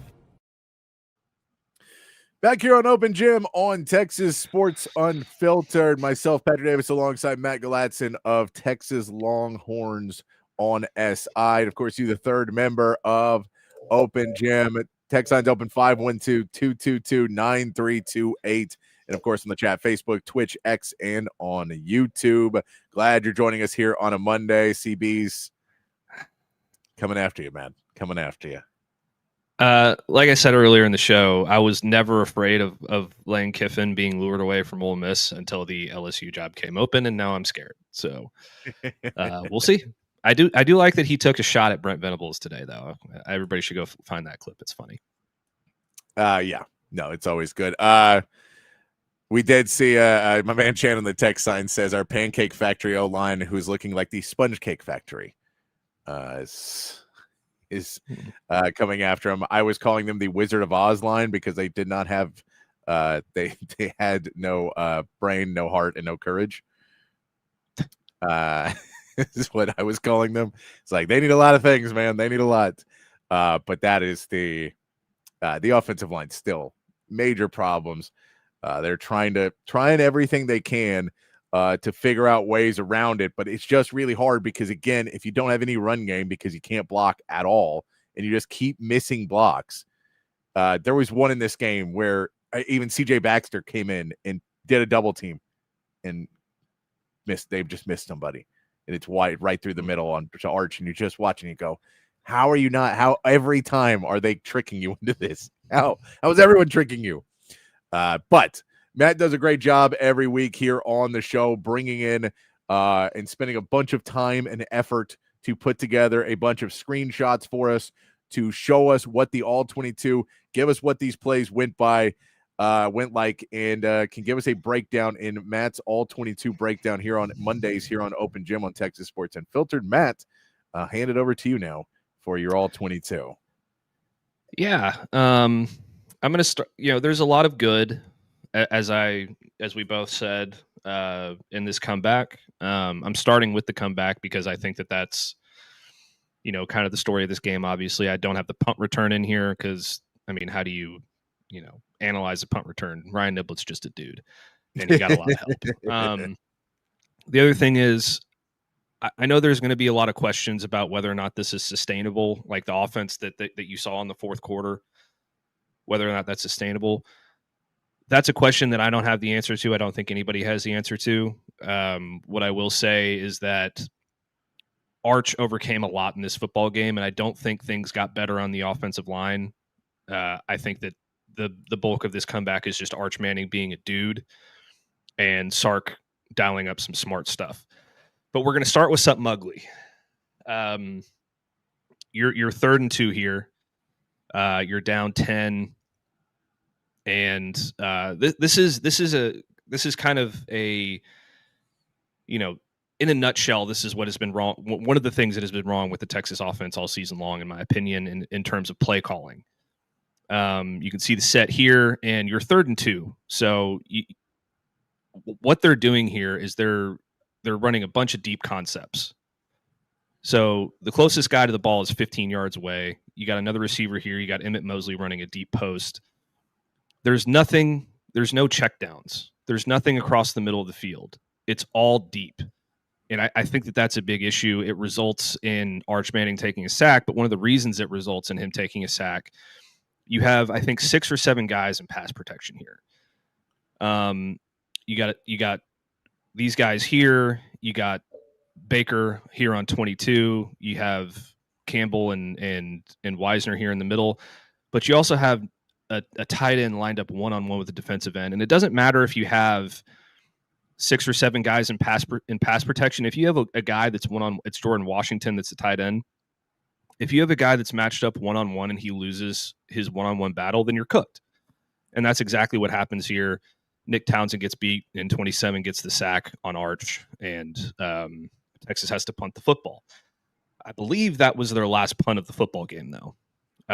You're down 31-14 now. You got 20 seconds left in the third quarter, and this is kind of when the comeback starts. So you're 1st and 10, and you really have an opportunity to hunt here. And this is one of my favorite plays from Arch the entire day because he's not only on time, he's early, he's decisive, and he gets the ball out quick. So you can see the set here. He drops back. Mosley's still running. He's already decided at this point that he's going to throw the football. And right here, he's about to let it rip. Mosley hasn't even come out of his break yet. He then rips that ball to Mosley.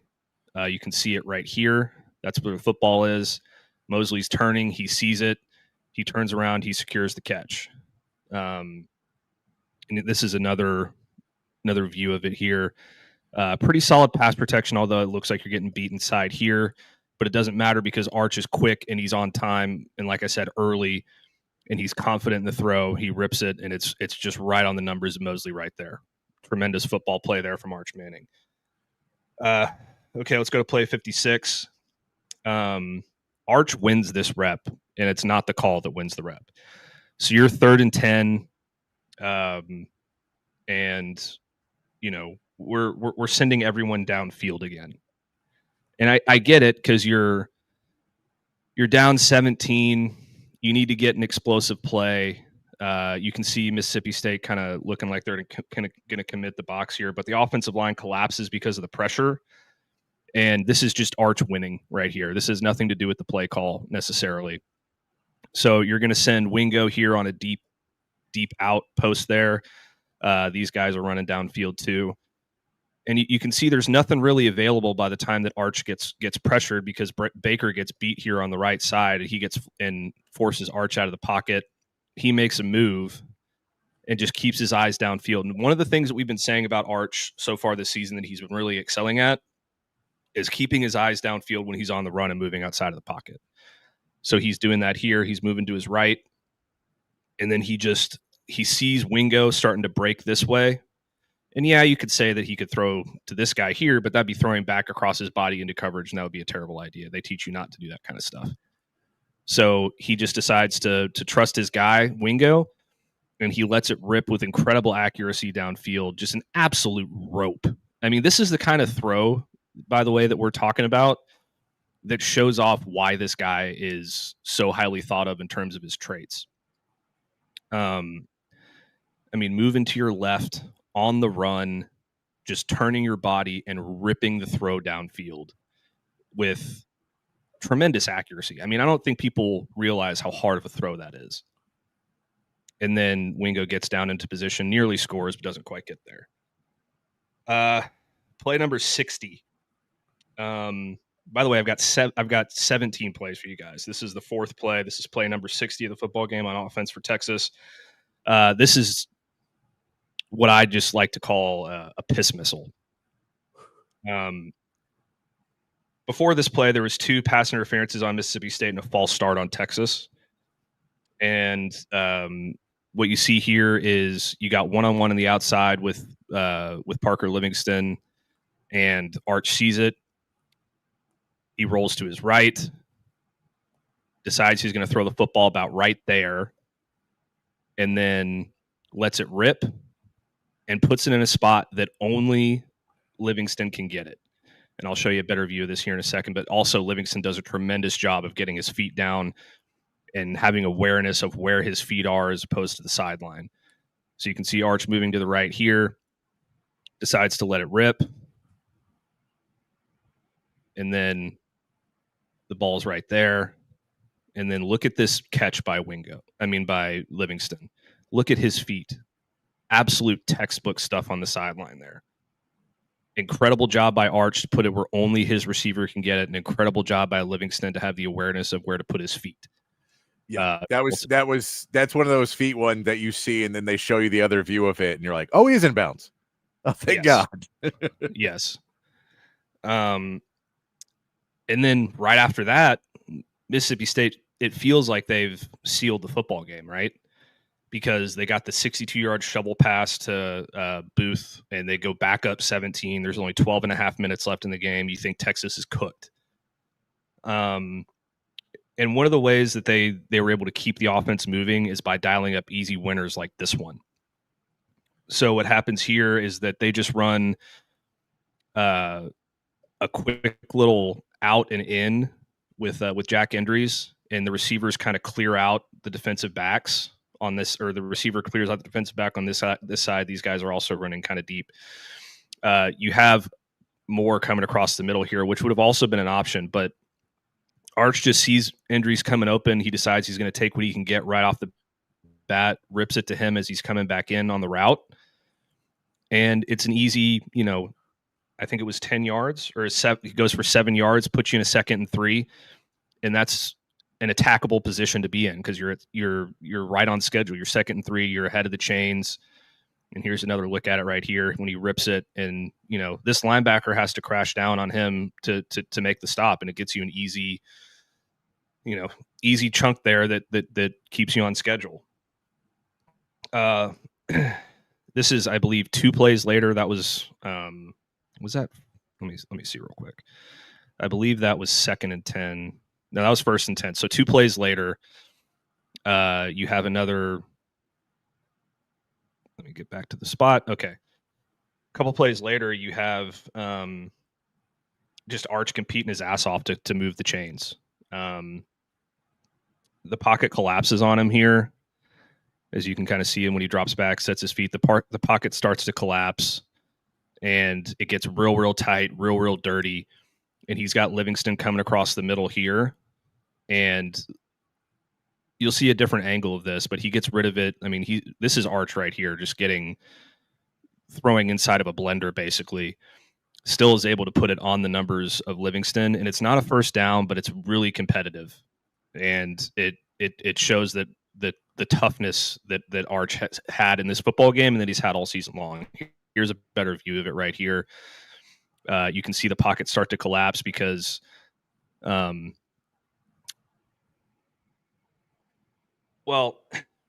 so Baker kind of gets pulled to the outside rusher on this play, because when you're playing offensive tackle, like, you have to make a decision, and you can't.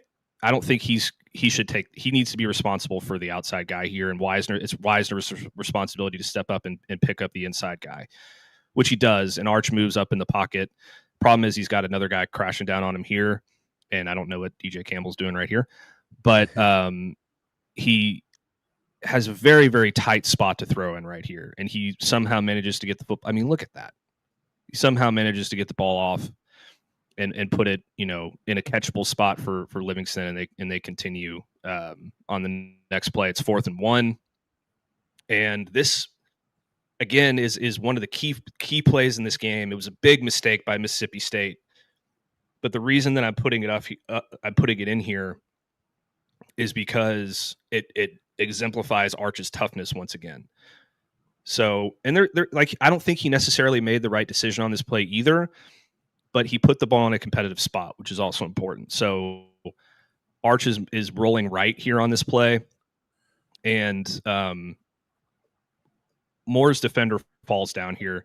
Livingston's running to the sideline here, and I think Arch could have hit Moore on this play, but Moore turns his back to run upfield, which I think delays Arch's decision a little bit. And you can see him open on the sideline here. Livingston's running this way, and then Arch takes a shot. And I'll show you why that it ended up being roughing the passer, and I'll show you why here in a second. But here's Arch rolling right again. And you can see right here, he's looking at Livingston. And I think that's in his position right here, that's probably the easiest read and the best decision at this time. But he keeps moving, and then Moore turns upfield, and he lets it go for Livingston here. I think that he probably should have gone here to Moore, but he had his eyes on Livingston seemingly the whole time, which is okay. And then he lets it go. But look at the shot that he takes to the ribs here. Look at that. It's a brutal shot, and it results in a roughing the passer penalty. And he still puts it in a position where Livingston can make the catch. Would have been an incredibly tough catch, but he puts it in a competitive spot, and he doesn't put it in danger, which is extremely important. So, very tough play by Arch, very dumb play by Mississippi State. Definitely changed the football game, in my opinion. And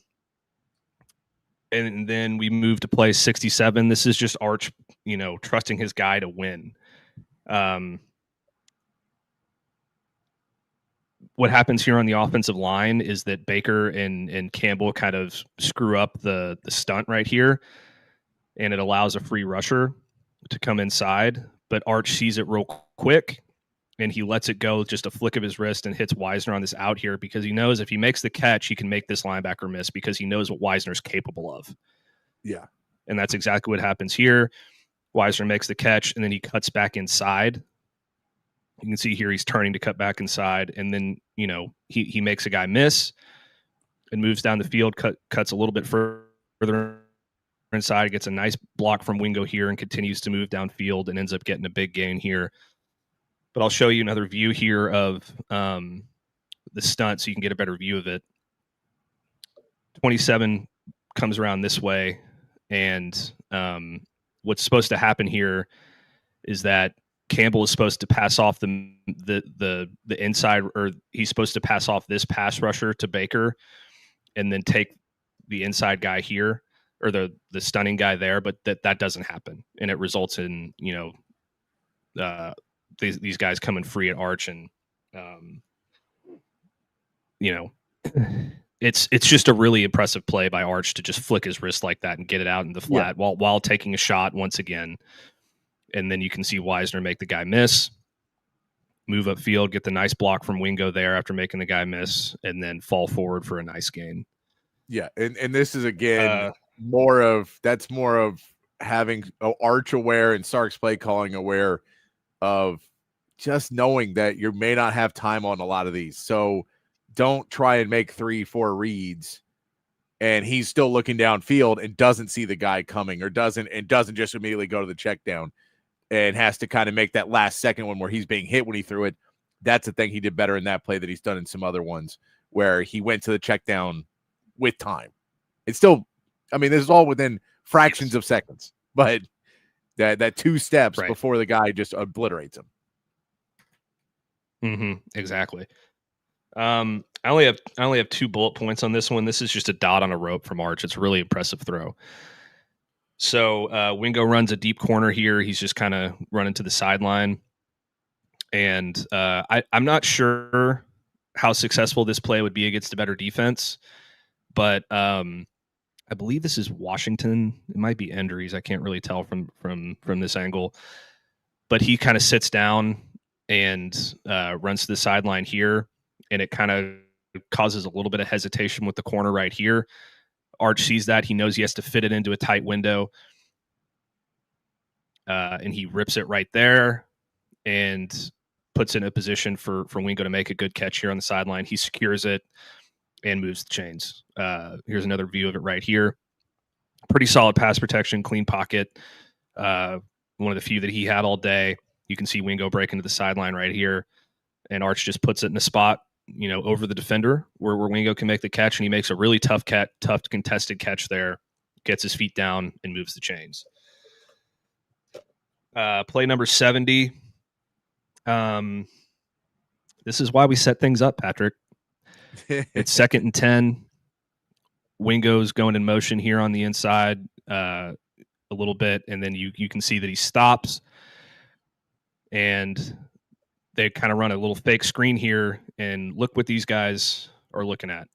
They're looking at Wingo down here, particularly this defender right here is looking straight at Wingo. And what that does is it allows Mosley, it was the outside guy that's looking right at Wingo. It allows Mosley to get free going deep, and Arch just lets it rip. And Mosley makes a tremendous sliding catch, but Arch puts it in a very catchable spot as well. You can see the other view of it right here. Great job, by the way, Wisner picking up this rusher on the edge to give Arch just enough time to let that thing go. And that's what he does. And great catch there by Mosley. Okay, we got 2nd and 10 here, 7:47 to go in the 4th quarter. You're still down 10. And my note here is just more of this, please. You took a shot on 1st and 10, you missed. That's okay. But you come back with an easy win to Endries to get the ball to 3rd and manageable, as opposed to try and, hit something deep and getting yourself into a 3rd and 10 situation. So you can see Endries, he starts off right here. He comes up across the middle here, and Arch sees him and lets it rip pretty quickly, gets you into, a good position. You're probably 3rd and 6 here, 3rd and 4 after Endries, makes a couple extra yards after the catch. But we need more of that in this offense. We need more of this short stuff that gets you into 2nd and medium and 3rd and manageable, so that you can hunt a little bit more in the passing game. In the very next play, this a really nice pitch and catch here to Parker Livingston. So you can see here, Livingston comes on a little bit of a slant here. Arch sees him, doesn't wait long, gets to the top of his drop. Or sorry, it's not. He's not going to Livingston. He's going to Moore out here. Gets to the top of his drop. Livingston draws his guy inside. Moore heads to the outside, 1-on-1. Easy play. Hits him, exactly where he needs to hit him. Hits him right in the face with the ball. You can see it from the other angle here. Again, pretty solid pass protection on this one. and he just puts it in a spot where only Moore can get it, and he's able to move up the field. Okay, a few plays later, you're 3rd and 1. I love this stuff. This is a great 3rd and short winner. The Wisner run. So it was a Wisner run that set this up. You were 2nd and 1 before this, and you had an incompletion, but Wisner had a 9-yard run before this. And this is one of my favorite plays of the football game. I hope they start to run this stuff a whole lot more often. So what happens here is it's a little bit of a play action, and then Arch looks like he's going to move left, and then he turns around, and he's got Wisner running free here on a just like a little short route, and nobody's around him. And that was all because of the fake from Arch going left and coming back right. This is a play that a lot of teams have started to run recently, and he's wide open here, and he's able to make a lot of yak yards after this. He makes a guy miss and makes another guy miss, and now he's getting upfield. I think he gets down to the 19-yard line right here, so he was able to make, 16 yards, so he probably made 13 yards after the catch. Great individual effort by Wisner, but also a great play to dial up in that situation to catch Mississippi State off guard. Here's another angle of it. You can see Arch turn there, and Wisner's running free, and he just dumps it off to his guy, and he's able to get it upfield, and he's able to make some guys miss. And this is what Wisner is so good at, these little, juke moves and getting guys off balance and making people miss, and then, having the ability to fall forward and get as much as he possibly can out of the play. Okay, another this is an Arch miss, and the only reason this is a miss, and I think this was his last miss of the game, true miss of the game, if I remember correctly. They send Wisner, and I like the play call. They send Wisner on like a kind of a rail route here, and if Arch just puts this in a different spot, then I think you convert. But you can see Wisner starting to leak out of the backfield here, and he gets behind the defense. And this is a makeable throw. This is a winner right here. What you have to do is you have to put this in a catchable position for a running back, and that's not putting it up in the air where he has to jump up and go get it. That's putting it in his face, or just more of a rope, more so than layering the ball. And it's just a little bit too high for Wisner, and he misses on the outside. You can see a better angle of it here. Arch lets it go there, and the ball's up here, and it's just a little bit too high for Wisner, and he can't secure the catch. But that's a good play call, and that's the kind of stuff that you like to see in the red zone there from Texas, because if you put it in the right spot, he's going to win that more often than not. Okay, I only got a couple more for you. Another great pitch and catch here from Arch to Livingston. So Livingston's going to run up and out, and Wingo draws two guys coming across the middle this way. It clears it out for Livingston. So you can see it start to happen here. Both of these defenders are focused on Wingo as he's coming across the middle. Livingston's coming up, and he's going to run out this way. And Arch lets it rip, and easy catch for Livingston here. You'd like to see him make a guy miss and get into the end zone here, but again, that's just a good effort play by the defender to get him down on the ground. And Texas is in position at the 5-yard line. So here's another angle of it here. CJ Baxter also good block right here, getting in on this guy to give Arch a little bit more time, and so he can let it rip, and then he puts it, right on the numbers for Livingston, and he's able to make a solid catch there and get Texas in position to score. Okay, we got play number 84 here, or I guess number 82. I guess I skipped a play here. I forgot to take a note on this. Oh, this is the miss to Ryan Wingo. You got to make this catch. You just got to make this catch. Yeah. You can see Ryan Wingo coming on a little bit of a slant here. Arch lets it go, puts it in a good spot, and Wingo just can't hold on to it. And if Wingo catches this defender's hips are turned. He's following this receiver. Basically, he's only got to beat this guy. And knowing Ryan Wingo, he can make a guy miss or just run through the tackle. but he drops the pass because I think he was thinking about running with the football before he secured the catch, which is a young receiver thing to do, and he's unable to secure it. All right, overtime. Texas did end up, getting the field goal there, I believe, and was it 38-35 at that point? They ended up scoring a touchdown on that drive. Or no, they got the field goal and then Niblett got the punt return. So we're in overtime now. This is Arch's last play of the game. And the reason I put this in here is because Arch needs to learn how to slide in this situation. I get that you're competing, and I get that you're trying to put your team on your back and get into the end zone, but you need to learn to slide in this situation.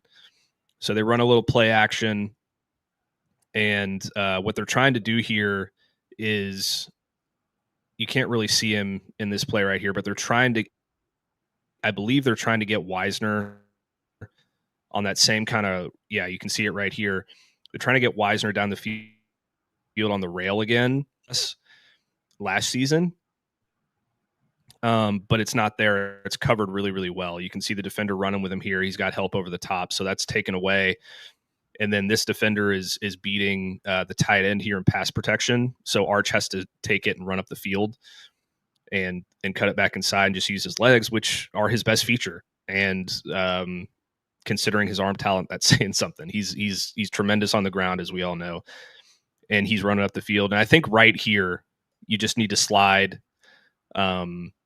take the few yards, move on to the next play, and then keep competing. Instead, he tries to dive forward while getting hit low, and then this defender comes and hits him in the back and drives his head into the turf, which results in the concussion. You can see Arch here again from the other angle, having to move inside because the tight end's losing his battle here, and he moves up the field, and get the yards that you can, but slide right there, and you move on to the next play. Instead, he takes the hit, and you can see his head bang into the turf there, and the game's over for him. And then the last play I have for you guys is play number 87, I think. And this is the Caldwell game winner. So he audibles the call. He does a hot route with Emmett Mosley here and sends him on a fade. And Mosley has a tremendous release and gets by his defender here. And you can see that before he's even past the defender, Caldwell's already loading up because he knows that he trusts his guy's going to win it. He's going to put the ball in a position where only he can get it. That's exactly what he does. Mosley beats his guy, gets the foot down. I had a discussion with one of my buddies, like, you can't tell if his foot's down. His foot's down. He's got control, and he secures the catch that ends up being the game winner for Texas. You can see him Caldwell getting ready to load up there, lets the ball go, and foot down, catch secured, right in Brandon Walker's face. And Texas wins the football game. There you go. So that's how the comeback happened. And one of the things that is important to point out about all this as well, I think, is that this is not a sign of the Texas offense necessarily getting better in the sense of pass protection. There's still a lot wrong with the way things are happening on this offense. And Arch did a tremendous job of battling through that to still, put his team in a position to win a football game, put his team on his back to win the game. And if that performance from the middle of the third quarter until his last run where he got the concussion doesn't give you confidence in what this kid can turn into the future, then I don't know if you're ever going to have it for anybody, because that quarter and a half of football that Arch Manning played was the best quarter and a half of football that he has played in his entire career. And it's not particularly close. I said that the Oklahoma game was the best game he's ever played. that quarter and a half is the best quarter and a half of quarterbacking that I've seen out of Arch Manning in his entire career. He was dialed the entire time. He was putting guys in positions to win. He was trusting his receivers. He was letting the ball rip. He was quick. He was on time. He was accurate. All the things that you want to see. Now, what you have to see is him put it all together consistently on a week-to-week basis. And if he can do that, like I said earlier in the show, he's going to be the best quarterback in America. Yeah. I mean, that's really the question is, when does the consistency come? When is he able to really just put it all together and figure it out? And I think the reality is, to have that world, it's more next year is the hope to have him be that more just overall that quarterback week to week that you can trust. But I do think you can still believe that he has some more magic left in him this season to come out and play some good games, to make some good plays, have some good drives. You just still need your defense, which the defense was questionable this week. Michael Taft being out. We expect Michael Taft to be out this week as well. And then you're hoping maybe the Georgia game you get Michael Taft back. But you just have to be better. You have to be better and more disciplined on the defensive end. I get the weather. I get the tired. I get all of those things. You're now back home. 11 a.m. game, which Texas has been pretty good in 11 a.m. games as well. I know you lost to Ohio State early in the season. But, I mean, quite honestly, if we were to go back in the Ohio State game, Texas played better in the Ohio State game in a lot of forms than they have in a lot of other games. It was really, that was probably Arch's worst game, where he just really missed a lot of things. And just the moment maybe, yeah, especially that. Yeah, I agree. And so when we put all that together, it's like, you're just like, can everybody figure it out for a couple more games, get him back in the playoffs? I mean, it's a long shot to believe you can make the playoffs at this point. It's a long shot to believe that you can win in the playoffs. But I think you just want to get them as much experience and much you can push them in this. And the hope is always that it starts to click a little bit more and the offense starts to figure out what works for them. And Ryan Wingo starts to improve and, be more explosive and be able to be involved a little bit more. And Emmett Mosley comes in and starts playing more of that Matthew Golden role of last season. And maybe things start to click a little bit more there, where you can get the ball out a little bit faster. And C.J. Baxter and Trey Wisner stay healthy. Let me knock on some wood right there. And all of that, you hope that all those pieces together can make up for the fact that O-line, it doesn't matter if you're playing for a national championship, that O-line is never going to look right. Like, it could look better, but it's like, it's going to look like it is a vase that has been broken a million times and been glued back together. That's just what it's going to look like, because there's no reason to believe that they're going to have a really good game at any point, because they were still missing stuff in this. I think, as weird as said, when Cole Hudson comes back, I think that'll help a little bit more of him being able to identify some things. I could believe a Cole Hudson injury, maybe to help him out, making some choices. It could be a piece for Cole Hudson to, just sit and watch film for 2 weeks, not worry about getting out on the field, knowing you're not playing, taking that stress off it. Maybe can help him and just focusing on the brains of the game as a center. That hope is there for me. But I appreciate you, Matt, putting in that work, showing us the comeback there, because it was something. It was a lot of fun. You wish the comeback was against Georgia or A&M to where it really, really felt special, but it's still fun to do it against Mississippi State. What was a stat you gave out last week, Matt, about back-to-back wins in the SEC? Well, since I believe it's 2019, right? I believe it's in the playoff era, but at least since 2019, when LSU won the national championship, only 4 teams have won back-to-back, no bye week, back-to-back true road games in the SEC. 2019 LSU, who won the national championship, 2021 Georgia, who won the national championship, 2022 Georgia, who made it to the college football playoff, and 2020 who made it to the SEC championship, and 2023 Alabama, who made it to the college football playoff semifinal. Those are the only teams that have done it. And now Texas has done it. Ole Miss has done it until this week. And now, and now Texas has done it. Now Ole Miss has done it, or Ole Miss lost last week. Like, they lost the Georgia game, but Texas A&M has done it. now as well. So who knows what's going to happen? But it was a wild stat, and it was another thing that I'd like to point out too about Arch, just real quick. Yeah, is I think that, and this is a pretty well known fact, but I want to state it again, just since I just went on this whole thing about Arch.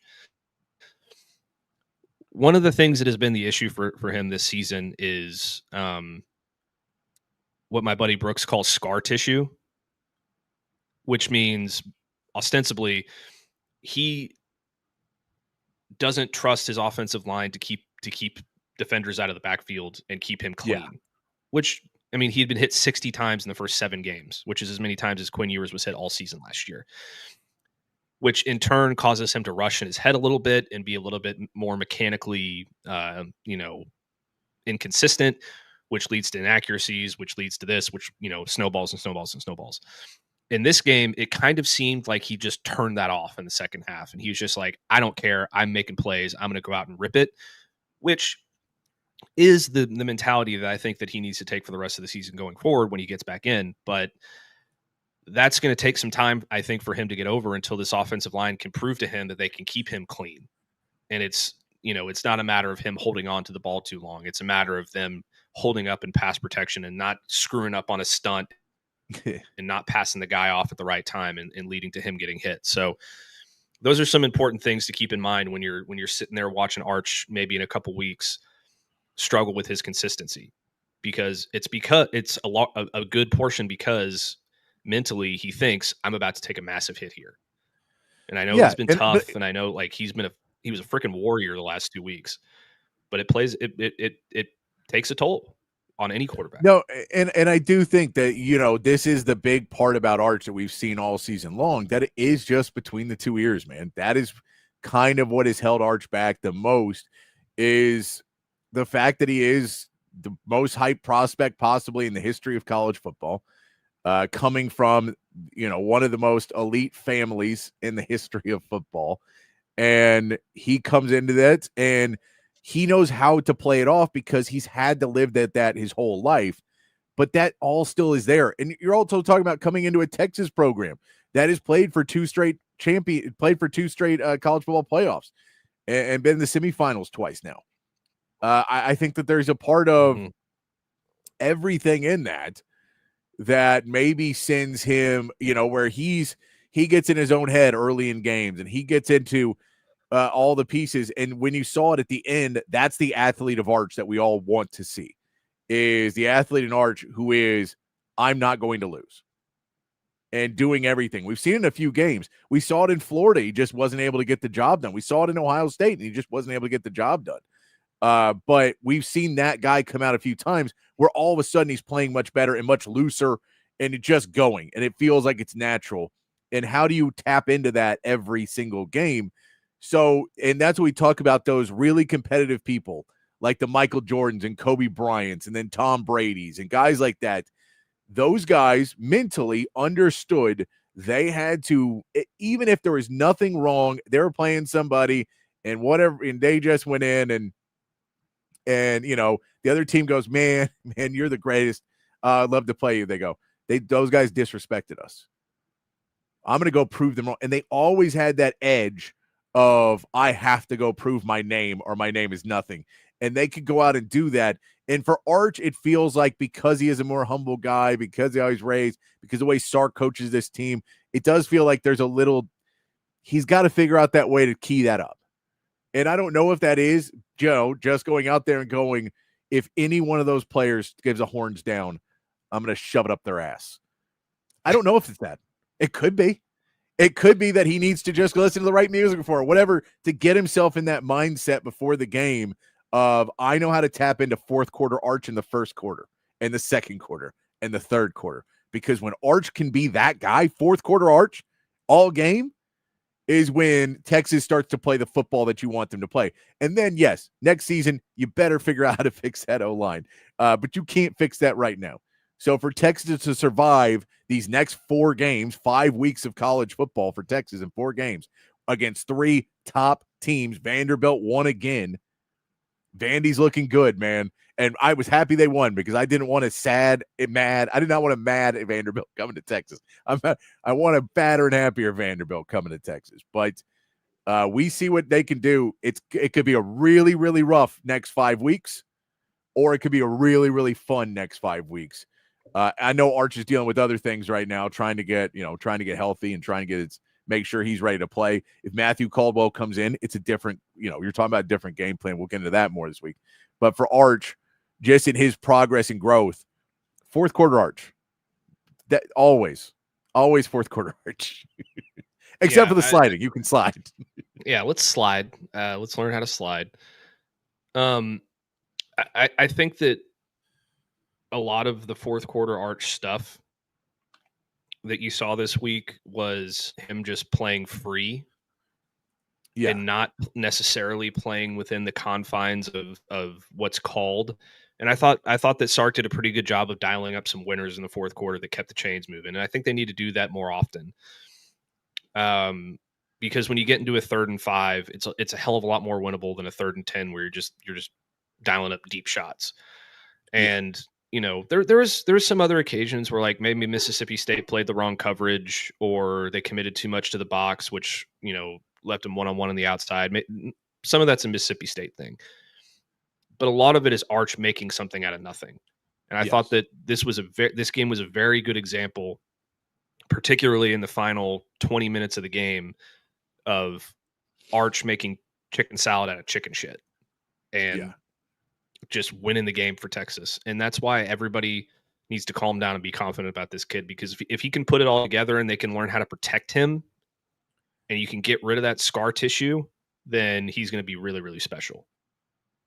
Yeah. I mean, and we'll just keep asking the Athletic to keep, just saying dumb stuff. Maybe that'll help out. Maybe the Athletic will be, his muse. Muse of the Athletic. Just every week coming out and saying dumb stuff like they've been doing week after week. And the biggest flop in college football history or whatever they were calling Arch Manning a couple of weeks ago. And you're like, come on, man. Look where this guy could be. It's in the quarterback position. The more people pretend they understand the quarterback position, the more you understand that nobody can truly scout or know the quarterback position the way it is. If you were to walk in and say the guys who couldn't get scholarships anywhere, like Mendoza and Mateer was a lower level guy, and I mean, Dan Bliss, Diego Pavia are in the Heisman race right now over guys that are super recruits, and then we don't just go, oh yeah, our recruiting coverage is somewhat broken, and maybe we don't have all the answers at this. And experience is there, and there's all these other factors that go into quarterback, and we shouldn't be looking at it in the way we are necessarily. We should change it up a little bit. Instead of doing that, we just go, no, Arch is a bust. Yeah, I mean, it's extremely lazy. It's extremely hot takey. It's extremely clickbaity to just come out and say, oh, Arch just sucks. Yeah. He's not a good he just sucks.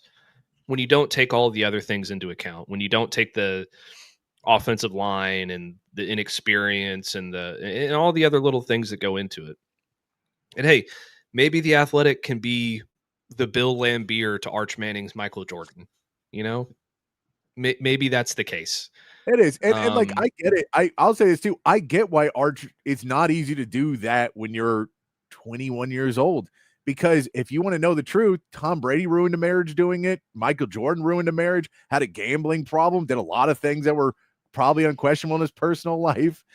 Kobe Bryant did some unquestioned things that were not great in his personal life. There's repercussions to be that type of individual all the time. So it's difficult. And I think when you're 21, you're trying to navigate, how do I be fourth quarter Arch without walking through my life like a ticking time bomb? And that's kind of what you have to do when you're 21 years old. And again, he's in his first season. So learning how to tap into that more and more is just, is going to be a big factor in the next few weeks when he does get healthy and he gets the clean bill of health from the doctors. Yeah. I just want to point out also that Arch Manning has more total touchdowns than Diego Pavia, John Mateer, Who's the Tennessee guy? Joey Aguilar. Lenora Sellers, Garrett Nussmeier. We could keep going down the list, but by the way, that Vanderbilt schedule the rest of the season, I mean, they're like this is a huge game for Vanderbilt too. If Vanderbilt wins this game, they are most likely in the playoffs. Be hard to keep them out. I mean, because at that point they play like Auburn and Kentucky, I think, and then Tennessee the last game of the season. Mm-hmm. They have a very winnable rest of their schedule. They don't have like a bunch of other top tier teams. The entire world should be cheering for Texas on Saturday to keep Diego Pavia out of the playoff. Nobody wants to see Diego Pavia in the playoff that is not a Vanderbilt fan. I do think there's a lot of people who want to see it, but they don't know they don't want to see it, man. We have to tell them why they don't want to see it, but we'll do that more this week. Temple of Brutus, San has 19 passing touchdowns or 19 total touchdowns. I can look at this real quick, but Arch has, I believe Arch has more. Oh, and let me throw this out there real quick. I'm going to say this every single day of the week this week. If Texas wins against Vanderbilt, tell your children, if they go to the University of Texas, tell every other kid, we do not storm the damn field for beating Vanderbilt in Texas. You tell every one of them. I don't know if it'll be a problem or not, but you tell every damn one of them. Yeah. Arch has... where did it go? Arch has more total touchdowns than Julian Sayin. He doesn't have as many passing touchdowns, but he has more total touchdowns. He has 21 total touchdowns. He has 16 passing touchdowns and 5 rushing touchdowns. There you go. All right, we're going to take our second break real quick. We'll come back, get to our meathead of the day, and wrap it up on a Monday edition of Open Gym here on Texas Sports Unfiltered. Hi, I'm Hayden Covert. Welcome to Covert Buick GMC of Bee Cave, your home in the Hill Country for new and pre-owned Buick and GMC vehicles. With beautiful inventory arriving daily, including the GMC Yukon, Sierra 1500, and Buick Enclave, you'll be certain to find the perfect vehicle at an incredible deal. Our service department is also open for all your vehicle maintenance needs. Visit us today for a test drive. Covert, born and raised in Austin. We are professional grade. Altstadt Beer, the best beer that you can find all throughout the great state of Texas. Y'all know I've been a fan of Altstadt for years now, and if you try it, I think you will be too. If you've already tried it, you know exactly what I am talking about. Altstadt is brewed locally in Fredericksburg, but available all over the state of Texas. So if you're tuned in Austin, San Antonio, Dallas, Houston, it does not matter. You can find Altstadt at a local grocery store or liquor store. They've got a bunch of different brews, something for every beer drinker out there. The lager, the Kolsch, those are their 2 flagship beers, both award winners. They are fantastic. The Altstadt Light sacrifices on calories but does not sacrifice on the taste. They've got great pills, tons of great seasonals as well. I'm telling you, one sip and you won't go back to the other beers you've been drinking in the past. It is the official beer of BK. It should be the official beer of you as well. It's Altstadt Beer. No impurities, no regrets. Hey y'all, I'm Camille McKay. And I'm Tom McKay, owner of Audiovisual Consultations. The old man and I are here to give you your summer weather forecast. It's hot. That's right, kid. Which means it's time for pool parties, grilling burgers, and taking a beach vacation, right? Well, I don't know about a vacation, but Audiovisual brings more heat than any tropical destination. It was worth a shot. I'll settle for some outdoor speakers. You know, Audiovisual can do a lot more than that. We provide outdoor video screens, audio systems, landscape lighting, even solar shades for your patio to keep the Texas heat at bay. Well, I'm sold. Let's wrap this up. I'm ready to lounge on a floaty and listen to some smooth jazz. Well, that sounds wonderful, but some smooth reggae is the way to go this summer. Good thing we can listen to both with the Sonos sound system. I call dibs on the floaty, though. Peace out. Kid, wait a second. Give us a call at 512-255-8678 or visit us at avconsultations.com. That's 512-255-8678. Back here on Open Gym on Texas Sports Unfiltered. Wrapping it up on a Monday afternoon. Time to get into our meathead of the day for some Monday Night Football. Go see if the Spurs can stay undefeated. 3-0, Matt. Spurs 3-0, man. Undefeated. What's the Mavs record? They got their first win this weekend. Boo. They get their first win this weekend. Cooper Flag's starting to play a little bit better. But this is Matt alluded to this for our meathead of the day earlier. It's Brent Venables again, and we're not going to play Brent Venables' part, but it's Brent Venables is the meathead again. By the way, is it great that Brent Venables might get to keep his job because there's going to be too many other openings and they don't want to jump into that coaching carousel for Oklahoma? Be good for Texas. That's for damn sure. But you know what's going to be funny is when Ben Arbuckle gets a head coaching job and then John Mateer follows him wherever he goes. That's true as well. So the what Brent Venables said after losing to the Ole Miss yesterday or Saturday was, I felt like we were the better team, but at the end of the day, it's a game of performance and executing, and I thought they out-executed us as he lost the game. Interesting take. Lane Kiffin was asked about that take today. Here's what Lane hot Kiffin take, some would say. That's a hot take. They're a better team. I wouldn't have thought that people watching would say that. You know, I felt that we won at their place in weather that as a defensive head coach you would normally wish for, and won by 8 points. And I think we left a lot out there. I think we should have won by a couple scores. So I don't know how he evaluated that game, that they were the better team. I mean, we had way more yards, 21 first downs to 14, and we played 87 plays of offense, and they had 1 sack and didn't force any turnovers. That's a interesting take, but whatever he needs to say. And also following up to road trips maybe to Georgia. Maybe they had the better team last year too when we beat them. Sorry. Yes, sir. I believe he goes on to also say in there that he believes they had the better team when that USC beat Oklahoma in the national championship. And he also believes that Venables probably had the better team at Clemson when Alabama beat them for the national championship. He threw him under the bus a lot of times during that. But there's Lane Kiffin throwing Brent Venables, who really needs to learn to stop saying stuff like this because he did it. And then the Big 12 dunked on him. And then he did it again. Yeah. And now Lane Kiffin, it's like, come on, man. I know you're trying to sell to your constituents here at Oklahoma that things aren't so bad, but I don't know if it's working for you. Well, here's the thing. I have 2 things, actually. Well, 3. Where's Sooner Cowboys been lately? I haven't seen him in the chat in a while. I have not seen him in a while. Without 2 broken plays by the Ole Miss defense that resulted in touchdowns, I'm not sure that's a particularly close game. Ole Miss probably wins by 2 or 3 scores. Trinidad Chambliss was dialed. You know, he threw for 315 yards and a score. You were getting torched by a true freshman wide receiver in Winston Watkins, who I believe is cousins with Sammy Watkins. Here's the other thing, too. And I think it's really time that we start to have this conversation.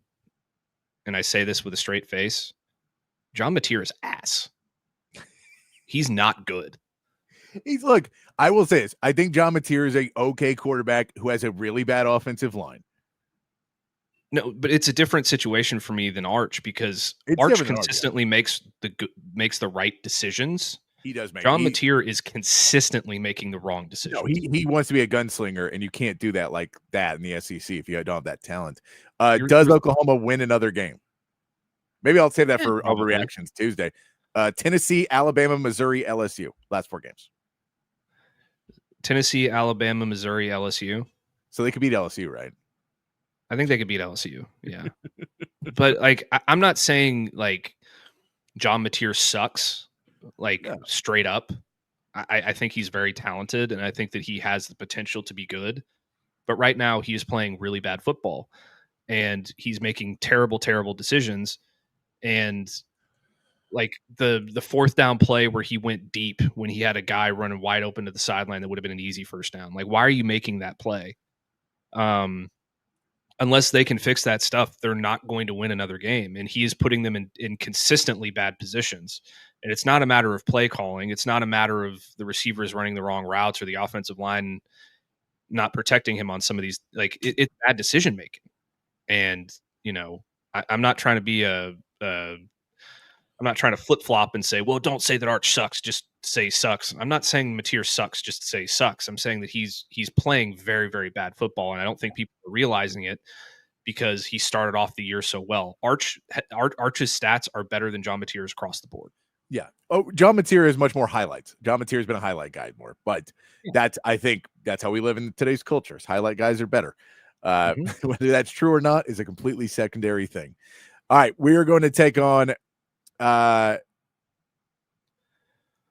Sooner Cowboys as well. If he wants to come back, if he's listening or doing anything, you're welcome back at the show, Sooner Cowboys. You've always been a good listener, so we appreciate you. We're just giving you a hard come back. Yeah, we want you to come. I like back. the banter.